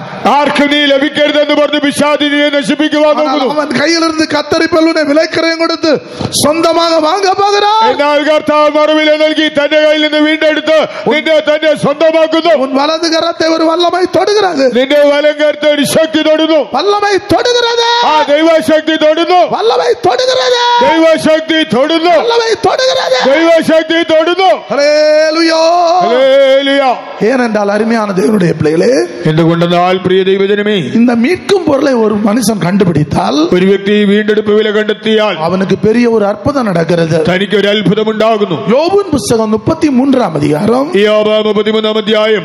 யோபுவின் புத்தகம் 33ஆம் அதிகாரம் യോബ് 33-ാം അധ്യായം 24ஆம் வசனத்திலிருந்து வாசிக்கும் போது, 24 മുതൽ വായിച്ചാൽ, மீட்கும் பொருளை அறிந்தால் മറുവില കണ്ടെത്തിയാൽ அவனுடைய ஆரோக்கியம் அவனுக்கு திரும்ப வரும். അവന്റെ ആരോഗ്യം വീണ്ടും തളിർക്കും. அவனுடைய வாழ வயது அவனுக்கு திரும்ப வரும். അവന്റെ യൗവനം തിരിച്ചു വരും. வாசிங்கள் யோபுவின் புத்தகம் 33ஆம் அதிகாரம் 24ஆம் வசனத்திலிருந்து. അവങ്കൽ കൃപ വിചാരിച്ചു, കുഴിയിൽ ഇറങ്ങാതെ വണ്ണം ഇവനെ രക്ഷിക്കണമേ, ഞാൻ ഒരു മറുവില കണ്ടിരിക്കുന്നു എന്ന് പറയും. അപ്പോൾ അവന്റെ ദേഹം യൗവന ചൈതന്യത്താൽ പുഷ്ടിവീക്കും, അവൻ ബാല്യപ്രായത്തിലേക്ക് തിരിഞ്ഞു വരും. அவர் அவனுக்கு இறங்கி அவன் படுகொலியில் இறங்காதபடிக்கு நீர் அவனை ரட்சியும், மீட்கும் பொருளை நான் கண்டுபிடித்தேன் என்பார். அப்பொழுது அவன் மாம்சம் வாலிபத்தில் இருந்ததை பார்க்கிலும் ஆரோக்கியம் அடையும், தன் வாழ வயது நாட்களுக்கு திரும்புவான். இன்றைக்கு தேவன் ஒரு பெரிய அற்புதத்தை செய்ய போகிறார். കർത്താവ് ഒരു വലിയ അത്ഭുതം ചെയ്യുവാൻ പോകുന്നു. இன்றைக்கு மீட்கும் பொருளை கண்டுபிடிக்கிறவர்களுக்கு வாழ வயது போல பலன் அவர்களுக்கு திரும்பி வர போகிறது. ആ മറുവില കണ്ടെത്തുന്നവർക്ക് ഇന്ന് ബാല്യപ്രായത്തിൽ എന്നതുപോലെ ചൈതന്യം ഉണ്ടാകും. அவருடைய ஆரோக்கியம் அவர்களுக்கு திரும்பி வர போகிறது. ആരോഗ്യം അവർക്ക് വീണ്ടും കിട്ടും. கர்த்தருடைய பரிசுத்த நாமத்திற்கு மகிமை உண்டாவதாக. കർത്താവിന്റെ വിശുദ്ധ നാമത്തിന് മഹത്വം ഉണ്ടാകട്ടെ. யோபுடைய வாழ்க்கையிலே, யோபிന്റെ ജീവിതത്തിൽ அவனுடைய வாழ வயதின் அவனுடைய சரீரம் அவனை கட்டு விட்டு விட்டது. അവന്റെ യൗവന പ്രായത്തിലെ ശക്തി അവനെ വിട്ടുപോയി. அவனுடைய ஆரோக்கியம் நஷ்டப்பட்டு விட்டது. തന്റെ ആരോഗ്യം നഷ്ടമായി. அவனுடைய மாம்சம் அவனுக்குள் மிகவும் வேதனை அடையக்கூடிய சூழ்நிலைக்கு வந்து விட்டான். അവന്റെ ശരീരത്തിലെ മാംസം വേദനിക്കുന്ന അവസ്ഥയിൽ അവനെത്തി. அவன் இனி அது திரும்பி வராது என்று நினைத்துக் கொண்டிருந்தான். അതിന് തിരികെ ലഭിക്കില്ല എന്ന് അവൻ ചിന്തിച്ചു. ஆனால் மீட்கும் பொருளை கண்டுபிடித்தால், എന്നാൽ മറുവില കണ്ടെത്തിയാൽ நிச்சயமாய் அவனுக்கு ஆரோக்கியம் திரும்பி வரும். തീർച്ചയായിട്ടും അവന്റെ ആരോഗ്യം തിരിച്ചു കിട്ടും. இந்த மீட்கும் பொருள் ஆண்டவராகிய இயேசு கிறிஸ்து. ഈ മറുവില കർത്താവായ യേശുവത്രേ. இன்றைக்கு வந்திருக்கிற ஒவ்வொருவரும் இந்த மீட்கும் பொருளை சரியாக கண்டுபிடிப்பீர்களானால், എല്ലാ വന്നിരിക്കുന്ന ഓരോരുത്തരെയും ഈ മറുവില യഥാർത്ഥമായി കണ്ടെത്തിയാൽ ஆரோக்கியம் திரும்பி வரப்போகிறது. ആരോഗ്യം തിരിച്ചു വരും. யோபு தன்னுடைய வாழ்க்கையிலே இந்த மீட்கும் பொருளை கண்டான். யோபு തന്റെ ജീവിതത്തിൽ ഈ മറുവില കണ്ടെത്തി. கர்த்தருடைய பரிசுத்த நாமத்திற்கு மகிமை உண்டாவதாக. കർത്താവിന്റെ വിശുദ്ധ നാമത്തിന് മഹത്വം ഉണ്ടാകട്ടെ. ஒரு காலத்திலே யோபு ஆண்டவரை குறித்து கேள்விப்பட்டுக் கொண்டிருந்தார். ഒരു കാലത്ത് താൻ യഹോവയെ കുറിച്ച് ഒരു കേൾവി മാത്രമേ കേട്ടിരുന്നുള്ളൂ. ஆனால் இப்பொழுதோ ஆண்டவரை காணக்கூடிய கண் அவனுக்கு கிடைத்து விட்டது. ഇപ്പോൾ കർത്താവിനെ കാണുന്ന കണ്ണുകൾ അവന് കിട്ടി. யோபுவின் புத்தகம் 42 அதிகாரம் 5 வசனத்தில் வாசிக்கும் போது, യോബ് 42:5 വായിച്ചാൽ, ഞാൻ നിന്നെ കുറിച്ച് ഒരു കേൾവി മാത്രമേ കേട്ടിരുന്നുള്ളൂ, ഇപ്പോഴോ എന്റെ കണ്ണാൽ നിന്നെ കാണുന്നു. என் காதினால் உம்மை குறித்து கேள்விப்பட்டேன், இப்பொழுதோ என் கண் உம்மை காண்கிறது. എന്റെ കാതിനാൽ ഉമ്മை குறித்து நான் கேள்விப்பட்டேன், ഞാൻ നിന്നെ കുറിച്ച് ഒരു കേൾവിയെ ചെവി കൊണ്ട് കേട്ടിരുന്നു. இப்பொழுதோ என் கண்கள் உம்மை காண்கிறது. എന്നാൽ ഇപ്പോൾ എന്റെ കണ്ണുകളാൽ ഞാൻ അങ്ങയെ കാണുന്നു. அருமையான தேவனுடைய பிள்ளைகளே, പ്രിയ ദൈവജനമേ, இன்றைக்கும் தேவனை குறித்து நீ கேள்விப்பட்டிருக்கலாம். എന്ന ദൈവത്തെ കുറിച്ച് നീ കേട്ടിരിക്കാം. சகாயு ஆண்டவரை குறித்து கேள்விப்பட்டான். സക്കായി കർത്താവിനെ കുറിച്ച് കേട്ടു. அவர் எப்படிப்பட்டவரோ என்று பார்க்க வேண்டும் என்ற ஆசையா இருந்தான். അവൻ എങ്ങനെയുള്ളവൻ എന്ന് കാണുവാൻ ആഗ്രഹിച്ചു. அதுபோல நீயும் ஆண்டவரை குறித்து கேள்விப்பட்டிருக்கலாம். എങ്ങനെ നീയും കർത്താവിനെ കുറിച്ച് കേട്ടിരിക്കാം. ஆனால் சரியாக ஆண்டவரை காணாத ஒரு நபராக இருக்கலாம். എന്നാൽ കർത്താവിനെ യഥാർത്ഥമായി കണ്ടറിയാത്തവനായിരിക്കാം. ஆண்டவரை நீ சரியாக காண வேண்டும். എന്നാൽ ഇനി നീ കർത്താവിനെ യഥാർത്ഥമായി കണ്ടറിയണം. சரியாக ஆண்டவரை கண்டால் യഥാർത്ഥമായി കർത്താവിനെ കണ്ടറിഞ്ഞാൽ ஆரோக்கியம் திரும்ப வரும். നിന്റെ ചൈതന്യം തിരിച്ചു വരും. நிச்சயமாய் உன்னுடைய மாம்சம் பலனுள்ளதாய் மாறும். നിന്റെ ദേഹം അത് പുഷ്ടി വഹിക്കും. இன்றைக்கு பெரிய அற்புதங்களை உன் சரீரத்திலே, உன் ஆத்துமாவிலே, உன் ஆவியிலே தேவன் செய்ய போகிறார். ഇല്ലാ ദൈവ മഹാത്ഭുതം നിന്റെ ദേഹത്തിൽ, ദേഹിയിൽ, ആത്മാവിൽ ചെയ്യും. ஆனால் நீ அந்த மீட்பரை காண வேண்டும். എന്നാൽ നീയോ നിന്റെ വീണ്ടെടുപ്പുകാരനെ കാണണം. நீ அவரை, அந்த மீட்கும் பொருளை நீ சரியாக விளங்கிக் கொள்ள வேண்டும். നീ ആ മറുവിലെ കുറിച്ച് ശരിയായി മനസ്സിലാക്കണം. இன்றைக்கு அநேகர் கேள்விப்பட்டிருக்கிறார்கள், ஆனால் அவரை பார்த்தது இல்லை. അനേകർ കേട്ടറിഞ്ഞിട്ടുണ്ടെങ്കിലും കണ്ടറിഞ്ഞിട്ടില്ല. யோவான் 19 அதிகாரத்திலே യോഹന്നാൻ 19 അധ്യായം பிலாத்து ஆண்டவராய் இயேசு கிறிஸ்துவை சுட்டிக்காட்டி, இதோ இந்த மனுஷன் என்று சுட்டி காட்டுகிறார். പീലാത്തോസ് യേശുവിനെ ചൂണ്ടിക്കാണിച്ചിട്ട് പറയുന്നു, ഇതാ ആ മനുഷ്യൻ. 5 வசனம் 19:5. പീലാത്തോസ് അവരോട് ആ മനുഷ്യൻ ഇതാ എന്ന് പറഞ്ഞു. பிலாத்து அவர்களை நோக்கி இதோ இந்த மனுஷன் என்றான். பிலாத்து அவர்களை நோக்கி இதோ இந்த மனுஷன். പീലാത്തോസ് ചൂണ്ടിക്കാണിച്ചു പറഞ്ഞു, ആ മനുഷ്യൻ ഇതാ. இந்த மனுஷன் யார்? ആരാണ് ഈ മനുഷ്യൻ? அருமையானவர்களே, மீட்கும் பொருளாக வெளிப்பட்டவன், മറുവിലയായി വെളിപ്പെട്ടവൻ, முள்முடி சூடி இருக்கிறார். മുൾക്കിരീടധാരി. ஓ, இவர் சிவப்பான அங்கி தரித்திருக்கிறார். താൻ ചുവന്ന അങ്കി ധരിച്ചിരിക്കുന്നു. ஓ, இவர் பரியாசம் பண்ணப்பட்டிருக்கிறார். താൻ ഒരു പരിഹാസപാത്രമായി. ஓ, இவர் சிவப்பங்கி தரித்திருக்கிறார். താൻ ചുവന്ന അങ്കി ധരിച്ചിരിക്കുന്നു.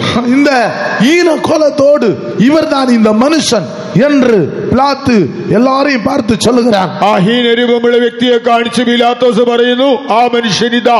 யாருக்காக இந்த பாடுகளை அவர் சகித்தார்? ആർക്കായി താൻ ഈ കഷ്ടപ്പാടുകളേറ്റു? யாருக்காக இந்த நிந்தைகளை சகித்தார்? ഈ നിന്ദകൾ സഹിച്ചത് ആർക്കായി? என்னை உங்களை மீட்கும்படியாக. നിങ്ങളെയും എന്നെയും വീണ്ടെടുക്കുവാൻ. கர்த்தருடைய பரிசுத்த நாமத்திற்கு மகிமை உண்டாவதாக. ദൈവത്തിന്റെ വിശുദ്ധ നാമത്തിന് മഹത്വം ഉണ്ടാകട്ടെ. பழைய ஏற்பாட்டு காலத்திலே പഴയ നിയമ കാലയളവിൽ ஒரு மனிதன் ஒரு பாவம் செய்தால், ഒരു വ്യക്തി പാപം ചെയ്താൽ அவன் அந்த பாவத்துக்கேற்ற ஒரு பலியை, ஆடையோ மாடையோ தெரிந்து கொள்ள வேண்டும். അവൻ പാപത്തിന് പ്രായശ്ചിത്തമായി യാഗമർപ്പിക്കുവാൻ ഒരു കാളയോ ആടിനെയോ തിരഞ്ഞെടുക്കണം. அதன் மேல் அந்த கைகளை வைக்க வேண்டும். അതിന്റെ മേൽ തന്നെ കൈ വെക്കണം. அவன் அந்த ஊர்ல இருந்து இழுத்து கொண்டு போக வேண்டும். അതിനെ ആ സ്ഥലത്ത് നിന്ന് വലിച്ചു കൊണ്ടുവരണം. அவன் அப்படியே இழுத்து கொண்டு போகும்போது അതിനെ വലിച്ചഴിച്ചു കൊണ്ടുപോകുമ്പോൾ பார்க்கிறவர்கள் எல்லாம் பார்ப்பார்கள். എല്ലാ കാഴ്ചക്കാർ അത് നോക്കും. பலி செலுத்த இழுத்து கொண்டே போகும்போது യാഗാർപ്പണത്തിനായി വലിച്ചു കൊണ്ടുപോകുമ്പോൾ எல்லாரும் அதை பார்ப்பார்கள். എല്ലാവരും അതിനെ ശ്രദ്ധിക്കും. ஓ, இவன் ஏதோ ஒரு பாவம் செய்திருக்கிறான். ഇവനേതോ പാപം ചെയ്തു. ஐயோ, இந்த ஆடு அதற்காக இழுத்து கொண்டு போகப்படுகிறது. അയ്യോ, അതിനായിട്ട് ഈ ആടിനെ കൊണ്ടുപോകുന്നു. இந்த மாடு அதற்காக இழுத்து கொண்டு ഈ போகப்படும். കാളയെ അതിനു വേണ്ടി വലിച്ചു കൊണ്ടുപോകുന്നു. அந்த ஆடு சத்தமிடும். ആ ആട് നിലവിളിക്കും. அந்த மாடு சத்தம் போடும். சத்தம், കാള നിലവിളിക്കും. அந்த சத்தத்தை வேதனையை பார்க்கும்போது, അതിന്റെ ആ വേദനയുടെ ശബ്ദം കേൾക്കുമ്പോൾ அதை பார்க்கிற எல்லாருக்கும் தெரியும் இவன் ஏதோ ஒரு தவறு செய்து விட்டான். കാഴ്ചക്കാർക്ക് മനസ്സിലാകും ഇവൻ എന്തോ പാപം ചെയ്തു, இவன் ஏதோ ஒரு பாவம் செய்து விட்டான், ഇവൻ ഏതോ തെറ്റ് ചെയ്തു. இவனுடைய பாவத்தின் மீட்புக்காக தான் இதை இழுத்து கொண்டு போகிறான். പാപ വിമോചനത്തിനായിട്ടാണ് ഇതിനെ വലിച്ചു കൊണ്ടുപോകുന്നത്. இயேசு அடிக்கப்படும் ஆடை போல கொண்டு போகப்பட்டார். നമ്മുടെ യേശു അറുക്കുവാനുള്ള ആ കുഞ്ഞാടിനെ പോലെ കൊണ്ടുപോയി. யாருக்காக? ആർക്ക് വേണ്ടി? மீட்கும் பொருளாக, எனக்கும் உங்களுக்கும் மீட்பை தரும்படியாக, എനിക്ക് നിങ്ങൾക്ക് വീണ്ടെടുപ്പ് നൽകുവാൻ മറുവിലയായി. அருமையான தேவனுடைய பிள்ளைகளே, പ്രിയ ദൈവജനമേ, எனக்காக இப்படிப்பட்ட ஒரு பாடுகள் பட்டார் என்று இருதயத்திலே விசுவாசித்து, കർത്താവ് എനിക്ക് വേണ്ടി വിധമായ കഷ്ടങ്ങൾ സഹിച്ചെന്ന് ഹൃദയം കൊണ്ട് വിശ്വസിച്ച്, இந்த பாவத்திற்காக தான் இந்த ஆடு இழுத்து கொண்டு போகப்பட்டது, இந்த மனுஷன் என்று பிலாத்து அவரை பாடுகளுக்கு உட்படுத்தி நிறுத்தி கொண்டு சொல்லுகிறான் என்று விசுவாசிக்கும் போது, എന്റെ പാപങ്ങൾക്കായിട്ടാണ് കുഞ്ഞാട് വലിച്ചഴിക്കപ്പെട്ട് കൊണ്ടുപോയത്. പീലാത്തോസ് അവനെ കഷ്ടതകളിൽ കൂടെ നടത്തിയിട്ട ആ മനുഷ്യനിതാ എന്ന് ചൂണ്ടിക്കാണിക്കുമ്പോൾ ശരീരത്തിൽ ഒരു பெரிய ஆரோக்கியம் உண்டாகும். നമ്മുടെ ശരീരത്തിൽ ഒരു വലിയ പുഷ്ടി ഉണ്ടാകും. உங்களில் எத்தனை பேர் சொல்ல போறீங்க?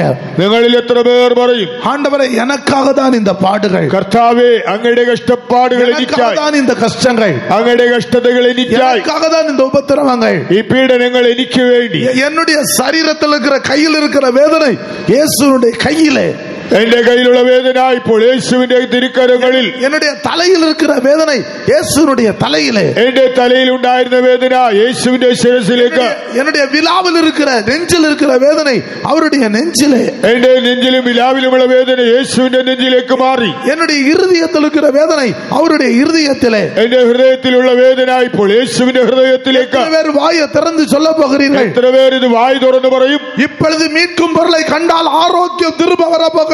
മറുവില ഇപ്പോൾ കണ്ടെത്തിയാൽ നിന്റെ ആരോഗ്യം തിരിച്ചു വരും. இப்போ ஒரு அற்புதம் நடக்க போகிறது. ഇപ്പോൾ അത്ഭുതം നടക്കും. இப்பொழுது ஒரு அற்புதம் நடக்க போகிறது. ഇപ്പോൾ ഒരു അത്ഭുതം നടക്കും. இப்பொழுது ஒரு அற்புதம் நடக்க போகிறது. ഇപ്പോൾ ഇവിടെ அற்புதம் நடக்கும். யார் எனக்காக என் வேதனை ஆண்டவராகிய இயேசு கிறிஸ்து மீட்கும் பொருளாக எனக்காக இந்த பாடுபட்டார் என்று வாயை திறந்து உங்களுக்கு எங்க வேதனை இருக்கோ அந்த வேதனை இயேசுவுக்குள்ள என்று சொல்லி பாருங்கள். എന്റെ വേദന നിന്നെ വീണ്ടെടുക്കുവാൻ യേശു ഈ പാടുപെട്ട മറുവിലെ ചെലുത്തിയെന്ന് വിശ്വസിക്കുന്നവർ, നിങ്ങളുടെ ഭാഗത്ത് എവിടെയാണോ വേദന അത് യേശുവിലാ എന്ന് വായി തുറന്ന് പറയുക. மௌனமாய் சொல்லக்கூடாது. മൗനമായിട്ടല്ല പറയേണ്ടത്. எவ்வளவு சத்தம் இருக்கிறதோ എത്രത്തോളം ശബ്ദമുയർത്താമോ அவ்வளவு சத்தத்தோட நீங்கள் சொல்ல வேண்டும். അത്രത്തോളം ശബ്ദമുയർത്തി പറയൂ. இப்பொழுது ஆரோக்கியம் திரும்ப வர போகிறது. ഇപ്പോൾ നിന്റെ ദേഹത്തിന്റെ ആരോഗ്യം തിരിച്ചു വരും. யோபுடைய முன்னிலைமையை பார்க்கலும் பின்னிலைமையை ஆசீர்வதித்த தேவன் இந்த வருஷத்தின் கடைசியிலே உன்னுடைய நிலைமையை ஆசீர்வதிக்க போகிறார். യോബിന്റെ പിന്നത്തെ സ്ഥിതി മുമ്പിലെത്തതിനേക്കാൾ അനുഗ്രഹിക്കപ്പെട്ടതുപോലെ ഈ വർഷത്തിന്റെ ആരംഭത്തെക്കാൾ ഒടുവിൽ ദൈവം നിന്നെ അനുഗ്രഹിക്കും. உன் சரீரத்தில் ஆரோக்கியம் திரும்பி வர போகிறது. നിന്റെ ശരീരത്തിന്റെ ആരോഗ്യം തിരിച്ചു വരും. கர்த்தருடைய வார்த்தையை விசுவாசிப்பாயாக. ദൈവവചനം വിശ്വസിക്കൂ. உரத்த சத்தமிட்டு ഉച്ചത്തിൽ പറഞ്ഞു, எங்க வேதனை இருக்கோ அந்த வேதனை இயேசுவிலே. നിന്റെ ശരീരത്തിൽ വേദന എവിടെയോ അത് യേശുവിലേക്ക്. மீட்கும் பொருளாக நான் அவரை பார்க்கிறேன். ഞാൻ അവനെ ഒരു വീണ്ടെടുപ്പ് വിലയായി കാണുന്നു. வாய் திறந்து சத்தமாக, വായി തുറന്ന ഉച്ചത്തിൽ, இந்த சத்தம் போதாது. ഈ ശബ്ദം പോരാ. சாத்தானுக்கு இது பிடிக்காது. സാത്താൻ ഇത് ഇഷ്ടമല്ല. நீங்கள் வாய் திறந்து சொன்னால் ஒரு அற்புதம் நடக்கும் என்று சாத்தானுக்கு தெரியும். വായി തുറന്ന് പറഞ്ഞാൽ അത്ഭുതം നടക്കുമെന്ന് സാത്താൻ അറിയാം. கர்த்தர் இப்பொழுது ஒரு அற்புதம் செய்ய போகிறார். കർത്താവ് ഇപ്പോൾ അത്ഭുതം ചെയ്യും. கர்த்தர் ஒரு அதிசயம் செய்ய போகிறார். കർത്താവ് ഒരു അതിശയം ചെയ്യും. மீட்கும் பொருளை கண்டுபிடித்தால் മറുവിലെ കണ്ടെത്തിയാൽ ஆரோக்கியம் திரும்ப வரும். ആരോഗ്യം തിരിച്ചു വരും. உன் மாம்சத்திலே பலம் திரும்ப வரும். നിന്റെ ദേഹപുഷ്ടി തിരിച്ചു വരും. இது எப்படி ஆகும் என்று கேட்காதே. ഇതെങ്ങനെ സംഭവിക്കുന്നത് സംശയിക്കരുത്. இதோ ஒரு மீட்கும் பொருள். വീണ്ടെടുപ്പ് വില நீ அதை கண்டுபிடித்தால் போதும். നീ കണ്ടെത്തിയാൽ മതി. இப்பொழுதே விடுதலை. ഇപ്പോൾ വിടുതൽ. இதோ இப்பொழுதே விடுதலை. ഇതാ ഇപ്പോൾ വിടുതൽ. எத்தனை வருடமான கட்டுகளா இருந்தாலும், എത്ര ആണ്ടായ കെട്ടായാലും, ஊழியர்களுடைய மத்தியிலும், വേലക്കാരുടെ ഇടയിലും, விசுவாசிகளுடைய மத்தியிலும், വിശ്വാസികളുടെ ഇടയിലും, புதிதாய் வந்த உனக்கு നവാഗതനായ നിനക്ക് மீட்கும் பொருளாய் முழு உலகத்துக்காக கொடுத்தவரிலிருந்து விடுதலை புறப்பட்டு வருகிறது. മറുവിലയായി മുഴു ലോകത്തിന് നൽകിയവനിൽ നിന്ന് വിടുതൽ നിന്നിലേക്ക് വരുന്നു. ஹல்லேலூயா, ஹல்லேலூயா, ഹല്ലേലൂയ, ஹல்லேலூயா, ஹல்லேலூயா, ஹல்லேலூயா, ஹல்லேலூயா. கர்த்தருடைய வார்த்தையை கேட்ட யாவர் மேலும் பரிசுத்த ஆவியானவர் இறங்கி ஒரு அற்புதத்தை செய்கிறார். ദൈവവചനം കേട്ട എല്ലാവരുടെ മേലും പരിശുദ്ധാത്മാവ് ഇറങ്ങി ഒരു അത്ഭുതം ചെയ്യുന്നു. ஒரு அற்புதத்தை செய்கிறார். അത്ഭുതം ചെയ്യുന്നു. ஒரு அதிசயத்தை செய்கிறார். அதிசயம் ചെയ്യുന്നു. இப்பொழுது விடுதலையை பெற்றுக் கொள்ளுங்கள். വിടുതൽ പ്രാപിക്കുവിൻ. நீங்கள் விடுதலையோடு தான் போக வேண்டும். നിങ്ങൾ വിടുതൽ പ്രാപിച്ചിട്ടേ പോകാവൂ. ஒரு வெறுமையை அனுப்ப மாட்டார். കർത്താവ് നിങ്ങളെ വെറുതെ അയക്കില്ല. நீ வந்தது முகாந்திரம் இல்லாமல் போகாது. നീ വന്നതിനൊരു വിടുതലില്ലാതെ പോകരുത്. ஒரு முகாந்திரம் உண்டு. അതിനൊരു കാരണമുണ്ട്. ஒரு முகாந்திரம் உண்டு. അതിനൊരു കാരണമുണ്ട്. இன்றைக்கு ஒரு விடுதலை. ഇന്ന് ഒരു വിടുതൽ. கர்த்தருடைய பரிசுத்த நாமத்திற்கு மகிமை உண்டாவதாக. ദൈവത്തിന്റെ വിശുദ്ധ നാമം മഹത്വപ്പെടുമാറാകട്ടെ. விடுதலை கிடைத்தவர்கள் ஒரு அல்லேலூயா சொல்லுங்க பார்க்கலாம். വിടുതൽ വിശ്വസിക്കുന്ന ഹല്ലേലൂയ പറയാം. கர்த்தர் அப்படியே செய்திருக்கிறார். കർത്താവ് അങ്ങനെ ചെയ്തു. கர்த்தருடைய பரிசுத்த நாமத்திற்கு மகிமை உண்டாவதாக. കർത്താവിന്റെ വിശുദ്ധ നാമത്തിന് മഹത്വം. அருமையானவர்களே, இப்படிப்பட்ட சந்தர்ப்பத்தில் நம்முடைய ஜீவியத்தில் இருக்கிற பாவங்களையும் குற்றங்களையும் கண்டுபிடித்து நாம் உணராவிட்டால், പ്രിയമുള്ളവരെ, ഇങ്ങനെയുള്ളതായ സമയത്ത് നമ്മുടെ ജീവിതത്തിലെ പാപങ്ങളെ കുറവുകളെ കണ്ടുപിടിച്ച് ബോധവാന്മാരാകുന്നില്ലെങ്കിൽ நாம் தேவனுடைய முகத்தை இல்லை என்றால் என்னுடைய மீட்கும் வருஷம் வந்தது என்று சொல்லும் போது அவரை பார்க்க முடியாது. എന്റെ വിമുക്തന്മാരുടെ സംവത്സരം എന്ന് പറയുന്ന ആ സമയത്ത് നമുക്ക് അവന്റെ തിരുമുഖം കാണുവാനാവില്ല. യെശയ്യാ 59 அதிகாரம் 2 வசனத்திலே 59:2 பார்க்க கூடாதபடி அருமையான தேவனுடைய பிள்ளைகளே முகத்தை மறைக்கக்கூடியது என்ன என்று நாம் பார்க்கிறோம். നമ്മുടെ മുഖത്തേക്ക് നോക്കുവാൻ കഴിയാത്തവൻ നിന്റെ മുഖത്തെ മറയ്ക്കുന്നത് എന്തെന്ന് കാണാം. உங்கள் பாவங்களே നിങ്ങളുടെ പാപങ്ങൾ கூடாதபடி முகத்தை மறைக்கிறது. കർത്താവ് കാണുവാൻ കഴിയാത്തവൻ നിന്റെ മുഖത്തെ മറയ്ക്കുന്നു. மீட்கும் பொருளை குறித்து விளங்கிக் கொண்ட தேவனுடைய பிள்ளைகள் ഈ മറവിൽ എന്താണെന്ന് മനസ്സിലാക്കിയ ദൈവജനം ஆரோக்கியத்தை பெற்றுக் கொள்கிறது மட்டுமல்ல, ആരോഗ്യം പ്രാപിക്കുക മാത്രമല്ല, பாவத்திலிருந்து முகத்தை மறைக்கக்கூடிய பாவத்திலிருந்து விடுதலையை பெற்றுக் கொள்ள வேண்டும். ദൈവാമുഖത്തെ മറയ്ക്കുന്ന പാപത്തിൽ നിന്ന് അവർ വിടുതൽ പ്രാപിക്കണം. கர்த்தருடைய பரிசுத்த நாமத்திற்கு மகிமை உண்டாவதாக. ദൈവത്തിന്റെ വിശുദ്ധ നാമത്തിന് മഹത്വം ഉണ്ടാകട്ടെ. இவர் அவருடையவர்களை மீட்க வரும்போது കർത്താവ് തനിക്കുള്ളവരെ വീണ്ടെടുക്കുവാൻ വരുമ്പോൾ பாவமில்லாமல் இருக்க வேண்டும். അവർ പാപമറ്റവരാകണം. எபிரேயர் 9:28 வாசிக்கும்போது, എബ്രായർ 9:28 വായിക്കുമ്പോൾ, பாவமில்லாமல் அவளோடு காத்துக் கொண்டிருக்கிறவர்களுக்காக, പാപം കൂടാതെ തനിക്ക് വേണ്ടി അവലോട് കാത്തു നിൽക്കുന്നവർക്കായി மீட்பை கொடுக்கும்படியாக വീണ്ടെടുപ്പ് നൽകുവാൻ இரண்டாம் தரம் அவர் வெளிப்பட போகிறார். അവൻ രണ്ടാമത് പ്രത്യക്ഷനാകും. எபிரேயர் 9:28 வாசிக்கிறோம். എബ്രായർ 9:27 വായിക്കുന്നു, பாவமில்லாமல் அவளோடு காத்துக் கொண்டிருக்கிறவர்களுக்காக, പാപമില്ലാതെ അവലോട് കാത്തു നിൽക്കുന്നവർക്കായി. தேவனுடைய பிள்ளைகளே, പ്രിയ ദൈവജനമേ, இன்றைக்கு அநேகர் தங்களுடைய பாவங்களை குறித்து சரியான ஒரு உணர்வு இல்லை. ഇന്ന് അനേകർക്ക് തങ്ങളുടെ പാപത്തെ കുറിച്ച് ശരിയായ ബോധമില്ല. எனவே அவருடைய பாவம் அவர்களை தொடர்ந்து பிடித்துக் கொண்டே இருக்கிறது. ആകയാൽ അവരുടെ പാപം അവരെ പിന്തുടർന്ന് പിടികൂടുന്നു. பாவம் ஒரு பொல்லாத வல்லமை. പാപം ഒരു ദുഷ്ടശക്തി சிலரை தொடர்ந்து பிடிக்கிறது. അത് ചിലരെ പിന്തുടരുന്നു. கர்த்தருடைய பரிசுத்த நாமத்திற்கு மகிமை உண்டாவதாக. ദൈവത്തിന്റെ വിശുദ്ധ നാമത്തിന് മഹത്വം ഉണ്ടാകട്ടെ. 1 தீமோத்தேயு 5:24 വചനത്തിலே 1 തിമോഥെയോസ് 5:24 சிலருடைய பாவங்கள் வெளியரங்கமா இருக்கிறது. ചിലരുടെ പാപങ്ങൾ പരസ്യമായിരിക്കുന്നു. சிலருடைய பாவங்கள் அவளை பின்தொடர்கிறது. ചിലരുടെ പാപങ്ങൾ അവരെ പിന്തുടരുന്നു. அவளை பின்தொடர்ந்து வந்து கொண்டே இருக்கிறது. അത് അവരെ പിന്തുടർന്ന് പിടികൂടുന്നു. இந்த வருஷத்தின் கடைசியில் வந்திருக்கிற நம்முடைய வாழ்க்கையிலே, വർഷത്തിന്റെ ഒടുവിൽ വന്നിരിക്കുന്ന നമ്മുടെ ജീവിതത്തിൽ நம்முடைய பாவம் நம்மளை பின்தொடர்ந்து வர இடம் கொடுக்க கூடாது. നമ്മുടെ പാപം നമ്മെ പിന്തുടർന്ന് പിടിക്കുവാൻ ഇടം കൊടുക്കരുത്. இந்த மீட்கும் பொருளினாலே ആ വീണ്ടെടുപ്പ് വിലയാൽ நாம் விடுதலையை பெற்றுக் கொள்ள வேண்டும். നാം വിടുതൽ പ്രാപിക്കണം. கர்த்தருடைய பரிசுத்த நாமத்திற்கு மகிமை உண்டாவதாக. കർത്താവിന്റെ വിശുദ്ധ നാമത്തിന് മഹത്വം ഉണ്ടാകട്ടെ. பலர்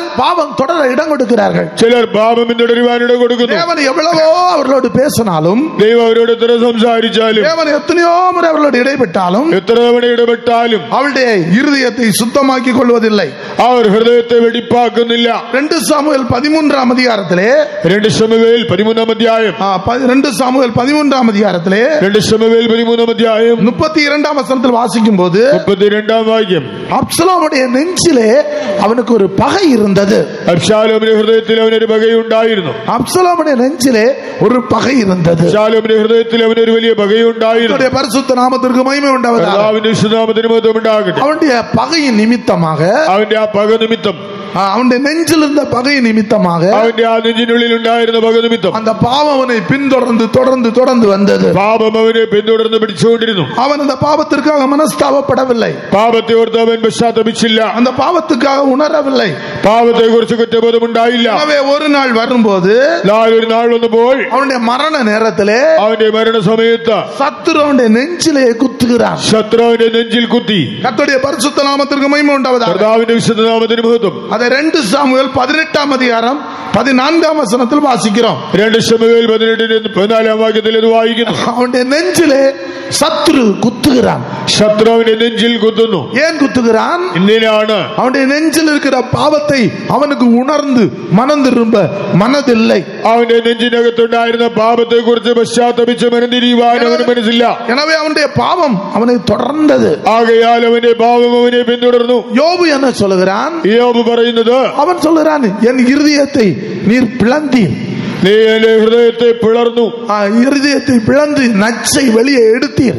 എന്റെ ഹൃദയത്തെ നീ പിളർന്ന് അതിന്റെ ആ പിത്തം വെളിയിൽ എടുക്കുന്നു. எனக்குள் நச்சு இருக்க விடவில்லை. എന്റെ ഉള്ളിൽ ഒരു പിത്തം ഉണ്ടാകുവാൻ അനുവദിക്കുന്നില്ല. என்னுடைய பாவம் எனக்குள் இருக்க விடவில்லை. പാപം എന്നിൽ അവശേഷിക്കുവാൻ അനുവദിക്കുന്നില്ല. நச்சை எடுத்தார். കർത്താവ് വിഷത്തോടെ എടുക്കുന്നു. இந்த வருஷத்தின் கடைசியிலே, ഈ വർഷത്തിന്റെ ഒടുവിൽ அருமையான தேவனுடைய பிள்ளைகளே, நச்சோடு நாம் புறப்பட்டு போக கூடாது. നമ്മൾ ഈ വിധമായ പിത്തത്തോടുകൂടി പുറപ്പെട്ടു പോകരുത്. சிலர் பாவங்களை தொடரும்படியாக விட்டு விடுகிறார்கள். சிலர் பாவம் தொடரேണ്ടതിന് അതിനെ വിട്ടുകളയുന്നു. அவர்கள் பாவத்தை குறித்து சரியான ஒரு உணர்வு அடைவதில்லை. பாவத்தை குறித்து ശരിയായ ബോധമുണ്ടാകുന്നില്ല. நெஞ்சிலே இருக்கிற பாவத்தை குறித்துள்ள ஒரு மனஸ்தாபம் அவர்களுக்கு இல்லை. നെഞ്ചിനകത്തുള്ള പാപത്തെ കുറിച്ച് ഒരു പശ്ചാത്താപമില്ല. கர்த்தருடைய பரிசுத்த நாமத்திற்கு மகிமை உண்டாவதாக. കർത്താവിന്റെ വിശുദ്ധ നാമത്തിന് മഹത്വം ഉണ്ടാകട്ടെ.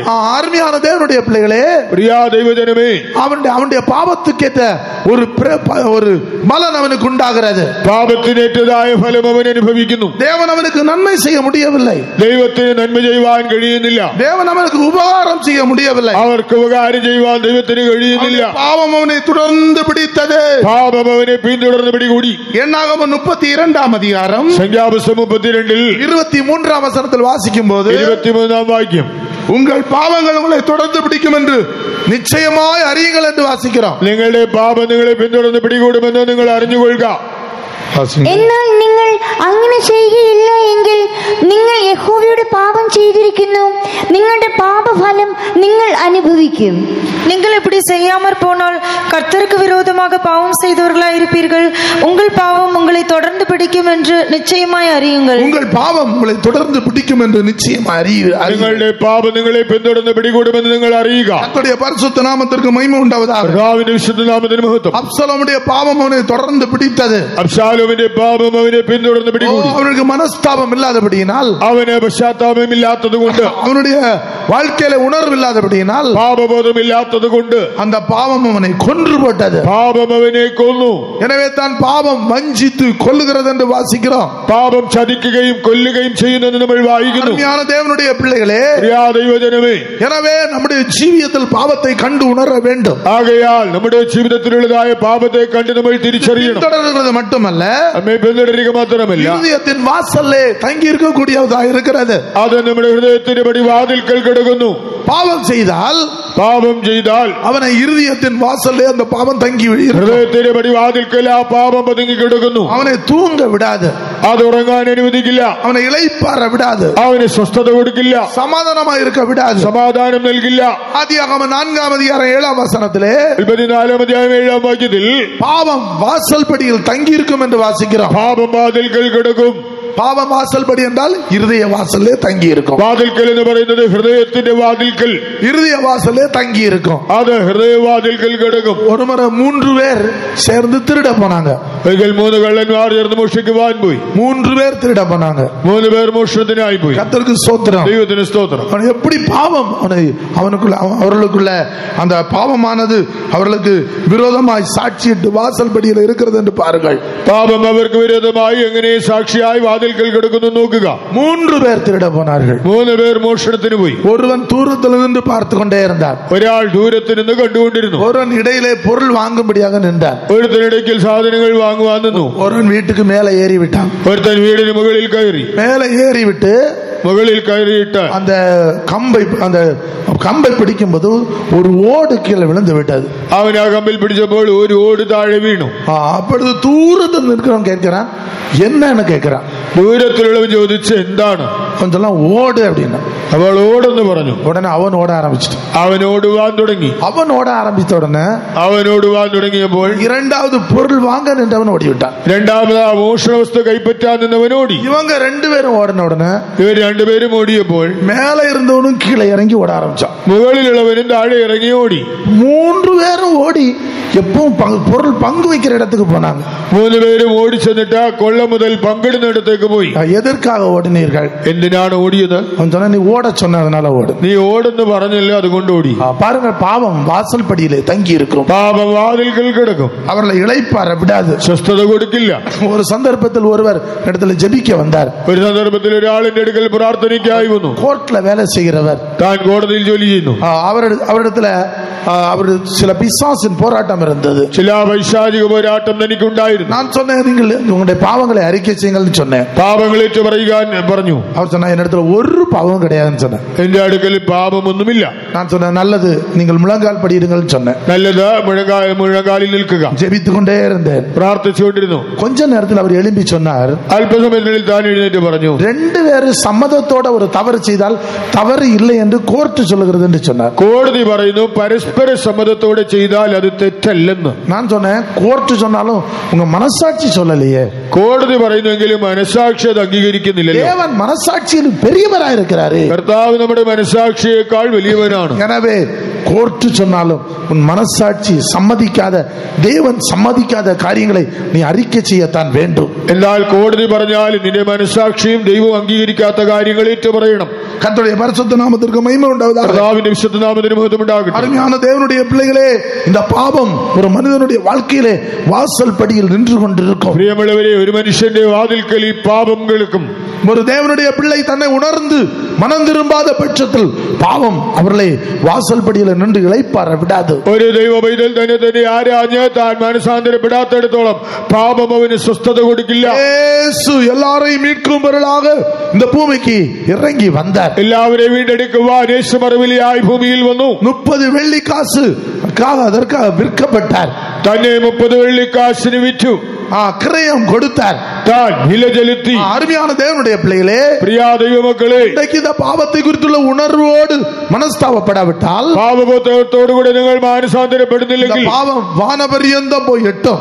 പാപം ആകാശത്തോളം ഉയരും. அது வானபரியந்தம் போய் எட்டும். അത് ആകാശത്തോളം ഉയരും. கர்த்தருடைய பரிசுத்த நாமத்திற்கு மகிமை உண்டாவதாக. ദൈവത്തിന്റെ വിശുദ്ധ നാമത്തിന് മഹത്വം. காயினுடைய வாழ்க்கையிலே, കയീന്റെ ജീവിതത്തിൽ காயின் செய்த பாவம் കയീൻ ചെയ്ത പാപം தேவ சமூகத்துல போய் எட்டிட்டு ദൈവസന്നിധിയിലെത്തി. அங்கே ஆண்டவர் என்ன சொல்கிறார்? അവിടെ ദൈവം എന്ന് പറയുന്നു. ஆதியாகமம் 4:13 வசனத்திலே, ഉൽപ്പത്തി 4:13 വാക്യത്തിൽ, உன்னுடைய சகோதரனுடைய சத்தம் வானத்துல வந்து என்னிடத்தில் எட்டுகிறது, നിന്റെ സഹോദരന്റെ നിലവിളിയുടെ ശബ്ദം സ്വർഗത്തിൽ എന്റെ അടുക്കലെത്തി, என்னை நோக்கி கூப்பிடுகிறது. അതെന്നോട് നിലവിളിക്കുന്നു. கர்த்தருடைய பரிசுத்த நாமத்திற்கு மகிமை உண்டாவதாக. കർത്താവിന്റെ വിശുദ്ധ നാമത്തിന് മഹത്വം ഉണ്ടാകട്ടെ. அருமையான தேவனுடைய பிள்ளைகளே, പ്രിയ ദൈവമക്കളെ, அன்றைக்கு காயின் ஆபேலை கொன்றான். അന്ന് കയീൻ ഹാബേലിനെ കൊന്നു. இன்றைக்கு வேதவசனம் சொல்லுகிறது, சகோதரனை பகைக்கிற எவனும் மனுஷ கொலைபாதகன். എല്ലാ തിരുവെഴുത്ത് പറയുന്നു, സഹോദരനെ പകയ്ക്കുന്നവൻ കൊലപാതകൻ. இந்த வருஷத்தின் கடைசியிலே மனுஷ கொலைபாதகர்களாக இருந்து தேவனுடைய அந்த தேவ சமூகத்திலே பாவம் போய் எட்டக்கூடாது. ആകയാൽ ഇന്ന് വർഷത്തിന്റെ ഒടുവിൽ നിങ്ങൾ മനുഷ്യ കൊലപാതകന്മാരായിരിക്കുകയോ നിങ്ങളുടെ പാപം ദൈവസന്നിധിയിൽ എത്തുകയോ ചെയ്യരുത്. நீங்கள் மற்றவர்களை வேதனைப்படுத்தும் போது, നിങ്ങൾ മറ്റുള്ളവരെ വേദനിപ്പിക്കുമ്പോൾ, மற்றவர்களை கஷ்டப்படுத்தும் போது, മറ്റുള്ളവരെ ഉപദ്രവിക്കുമ്പോൾ, மற்றவர்களை துன்பப்படுத்தும் போது, അവരെ പീഡിപ്പിക്കുമ്പോൾ அவர்கள் தேவனை நோக்கி கூப்பிடுகிறார்கள். അവർ ദൈവത്തോട് നിലവിളിക്കുന്നു. அந்த சத்தம் தேவ சமூகத்துல போய் எட்டுகிறது. ആ നിലവിളിയുടെ ശബ്ദം ദൈവസന്നിധിയിൽ എത്തുന്നു. இப்பொழுது கர்த்தர் காயினை பார்த்து கேட்கிறார், കയീനോട് ചോദിക്കുന്നു, சகோதரன் எங்கே? നിന്റെ സഹോദരൻ എവിടെ? சகோதரன் எங்கே? നിന്റെ സഹോദരൻ എവിടെ? ஆராதனைக்கு வந்து கொண்டிருந்த சகோதரன் எங்கே? ആരാധനയുടേതായ സഹോദരന്മാർ എവിടെ? உன்னோடு கூட திருவிருந்திருந்த சகோதரன் எங்கே? നിന്നോടുകൂടെ കർത്തൃമേശയിൽ പങ്കെടുത്ത സഹോദരൻ എവിടെ? உன்னோடு கூட தேவ சமூகத்தில் இருந்த சகோதரன் எங்கே? നിന്നോടുകൂടെ ദൈവസന്നിധിയിൽ വന്ന സഹോദരൻ എവിടെ? குடும்ப ஜெபத்தில் இருந்த சகோதரன் எங்கே? കുടുംബ പ്രാർത്ഥനയിൽ നിന്നോടൊപ്പം ഉണ്ടായിരുന്ന സഹോദരൻ എവിടെ? சகோதரனை பகைக்கிற எவனும் மனுஷ கொலைபாதகன். സഹോദരനെ പകയ്ക്കുന്നവനെല്ലാം കൊലപാതകൻ. இந்த பாவத்து நிமித்தம் ഈ പാപം കാരണം பெரிய தண்டனை உண்டாகிறது. വലിയ ശിക്ഷ വരുന്നു. அதையோ அந்த அவன் என்ன சொல்கிறான்? താൻ എന്ത് പറയുന്നു? அந்த தண்டனை என்னால சகிக்க முடியாது. ആ ശിക്ഷ എനിക്ക് സഹിക്കുവാൻ കഴിയില്ല. எனக்கு தண்டனையை சகிக்க முடியாது. ആ ശിക്ഷ എനിക്ക് സഹിക്കുവാൻ ആവില്ല. பாவத்தின் நிமித்தம் தண்டனை உண்டாகிறது. പാപം കാരണം ശിക്ഷ വരുന്നു. அருமையான தேவனுடைய பிள்ளைகளே, ദൈവജനമേ, இந்த தண்டனையிலிருந்து கர்த்தர் விடுவிக்கிறார். ഈ ശിക്ഷയിൽ നിന്ന് കർത്താവ് വിടുവിക്കുന്നു. ஆண்டவராகிய இயேசு கிறிஸ்துவை, കർത്താവായ യേശു ക്രിസ്തുവിനെ அந்த பிலாத்து என்ன சொல்றான்? പീലാത്തോസ് എന്ന് പറയുന്നു, தண்டித்து விடுதலையாக்குவேன், ഞാൻ അവനെ അടിപ്പിച്ച് വിടുവിക്കും. தண்டித்து விடுதலையாக்குவேன். ഞാൻ അവനെ ശിക്ഷിച്ച് പറഞ്ഞു വിടും. எதற்காக அவர் தண்டிக்கப்பட்டார்? എന്തിനാണ് താൻ ശിക്ഷിക്കപ്പെടുന്നത്? எதற்காக அவர் தண்டிக்கப்பட்டார்? താൻ എന്തുകൊണ്ട് ശിക്ഷിക്കപ്പെട്ടു? ரகசிய பாவங்களின் நிமித்தம் அவர் நொறுக்கப்பட்டார். നമ്മുടെ രഹസ്യപാപങ്ങൾ നിമിത്തം അവൻ തകർക്കപ്പെട്ടു. வெளியரங்கமான பாவத்தின் நிமித்தம் அவர் அடிக்கப்பட்டார். നമ്മുടെ പരസ്യപാപങ്ങൾ നിമിത്തം അവൻ അടിക്കപ്പെട്ടു. அவர் காயப்பட்டார். അവൻ മുറിവേറ്റു. அருமையான தேவனுடைய பிள்ளைகளே, പ്രിയ ദൈവജനമേ, இன்றைக்கு அவர் தண்டனை ஏற்றுக்கொண்டவர் தான் நம்முடைய ஆண்டவர். ഇന്നാ നമ്മുടെ കർത്താവ് നമുക്കായി ശിക്ഷ ഏറ്റുവാങ്ങി. பாவத்தின் நிமித்தம் ஒரு பெரிய தண்டனை இருக்கிறது. പാപത്തിന് ഒരു വലിയ ശിക്ഷയുണ്ട്. பகையின் நிமித்தம் ஒரு தண்டனை இருக்கிறது. പകയ്ക്ക് ഒരു വലിയ ശിക്ഷയുണ്ട്. அந்த தண்டனையிலிருந்து கர்த்தர் தான் விடுதலையாக்குகிறார். ആ ശിക്ഷയിൽ നിന്ന് വിടുവിക്കുന്നത് കർത്താവാകുന്നു. அதற்காக அவர் தண்டிக்கப்பட்டார். അതിനായി താൻ ശിക്ഷിക്കപ്പെട്ടു. கர்த்தருடைய பரிசுத்த நாமத்திற்கு மகிமை உண்டாவதாக. കർത്താവിന്റെ വിശുദ്ധനാമത്തിന് മഹത്വം. அவன் இந்த தண்டனையை என்னால் சகிக்கவே முடியாது. അവൻ പറയുന്നു, എനിക്ക് ഈ ശിക്ഷ സഹിക്കാവുന്നതിലപ്പുറം நீரிட்ட தண்டனை என்னால சகிக்க முடியாது. അങ്ങ് കൽപ്പിച്ച ശിക്ഷ എനിക്ക് സഹിക്കാവുന്നതിലപ്പുറം. என்னை கண்டுபிடிக்கிற எவனும் கொன்று போடுவான். എന്നെ കണ്ടെത്തുന്നവൻ എന്നെ കൊല്ലും. ஒரு மனுஷ பயம் அவனுக்கு உண்டாகிறது. അവൻ മനുഷ്യരെ കുറിച്ചുള്ള ഭയമുള്ളവനായി. ஏன் அந்த பயம்? എന്തുകൊണ്ടാ ഭയം? அருமையானவர்களே, அவனுடைய சகோதரனை பகைத்த ஜீவியத்தின் நிமித்தம், സഹോദരനോട് പകവെച്ചതായ ജീവിതം നിമിത്തം. இது ஒரு பாவம், ஒரு தண்டனை என்று அநேகருக்கு தெரியவில்லை. പാപം ഒരു ശിക്ഷയാണെന്ന് പലരും അറിയുന്നില്ല. இந்த பகை ஒரு பாவம், அது ஒரு தண்டனை என்று தெரியவில்லை. പക ഒരു പാപമാണെന്നും അതിനൊരു ശിക്ഷയുണ്ടെന്നും അറിയാത്തവരുണ്ട്. எனவே தான் அருமையான தேவனுடைய பிள்ளைகளே, ஆதியாகமம் 4ஆம் அதிகாரம் 24ஆம் வசனத்தில் வாசிக்கும் போது, ആകയാൽ ഉൽപ്പത്തി 4:24 വായിക്കുമ്പോൾ காயினுக்காக 77 பழி சுமரும் என்று வாசிக்கிறோம். കയ്യിന് വേണ്ടി 7 ഇരട്ടി പകരം ചെയ്യുമെന്ന് അവിടെ പറയുന്നു. இந்த பகையின் நிமித்தம், மனுஷ கொலைபாதகத்தின் நிமித்தம், പക നിമിത്തം എന്ന കൊലപാതകം കാരണം 77 பழி அவனை தொடരുகிறது. 77 ഇരട്ടിയായി പിന്തുടരുന്നു. வாசியுங்கள். കയ്യിനു വേണ്ടി 7 ഇരട്ടി പകരം ചെയ്യുമെങ്കിലും ലാമെക്കിനു വേണ്ടി 77 ഇരട്ടി പകരം ചെയ്യും.